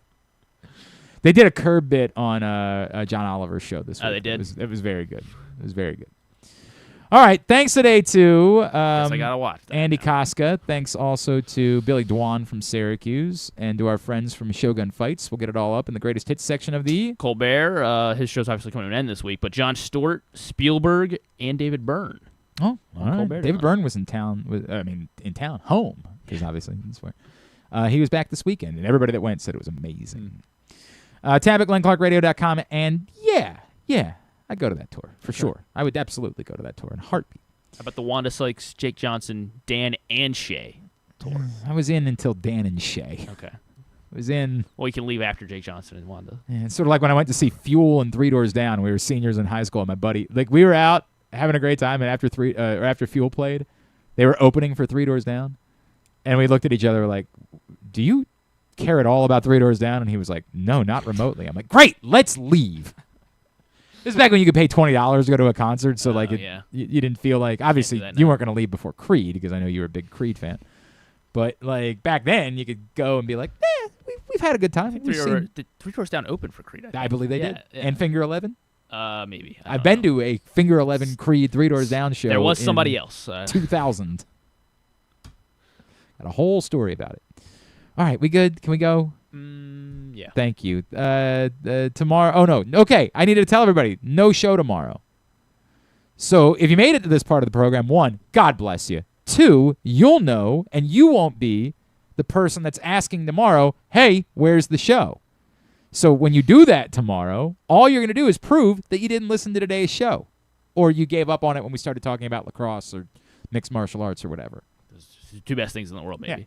So I don't know why anyone would have done that. No show Wednesday. I'm having a minor medical procedure. I don't need your. We'll talk about more on Thursday, I guess. Yeah, with live video, right up the keister. Oh. No. I thought it was cosmetic. I thought you were getting a nose job or something. Minor medical procedure. Going to see what they can do about the love handles. Going to say, hey, can we talk about those love handles a little bit? Minor medical procedure that I'm having. But good luck. Thank you. I appreciate that. If I'm not here Thursday, I'll call KZ or something. Yeah, right. Like all's good. We'll talk draft. The plan is going to be, because then I'm supposed to be hosting the midday show, and I say supposed to be because who knows? What if it goes wrong? Okay. Sorry, I'm not laughing. I'm supposed to be hosting the midday show on WBAL on Thursday and Friday, so we're going to be doing afternoon shows. Afternoon drive. We're going to go up against a Barbalace. Taking you down, Barbalace. Suck it. Thursday and Friday, 3 o'clock shows. And both Rip, days. I guess. Yeah. 3 o'clock. Oh, were we supposed to do a segment at 12:30 today? I'll tell you about it. Okay, I just realized. Yeah. Holy F. I just got an update. So Good. Okay, good. Yeah. But yeah. So Thursday, Friday, 3 o'clock shows. Join us for that. Don't be the guy that asks, "Where's the show tomorrow?" Because we told everybody, no show. Thanks, everybody at Pressbox. All our great sponsors and partners is what I meant to say. Costas Inn. Baltimore area Highs Dairy Stores. The Leading Edge Auto Body, the Baltimore Orioles. Warnken Law, 1-800-GAMBLER, HelpMyGamblingProblem.org. Cruise Maryland, CountySports.zone, your local Toyota dealer, buyatoyota.com. Thanks to Griffin at Griffin_Bass. Follow us, Twitter, Instagram, and TikTok, at Glenn Clark Radio. Have a great Tuesday evening. Go Birds. Duke sucks. We'll see you Thursday.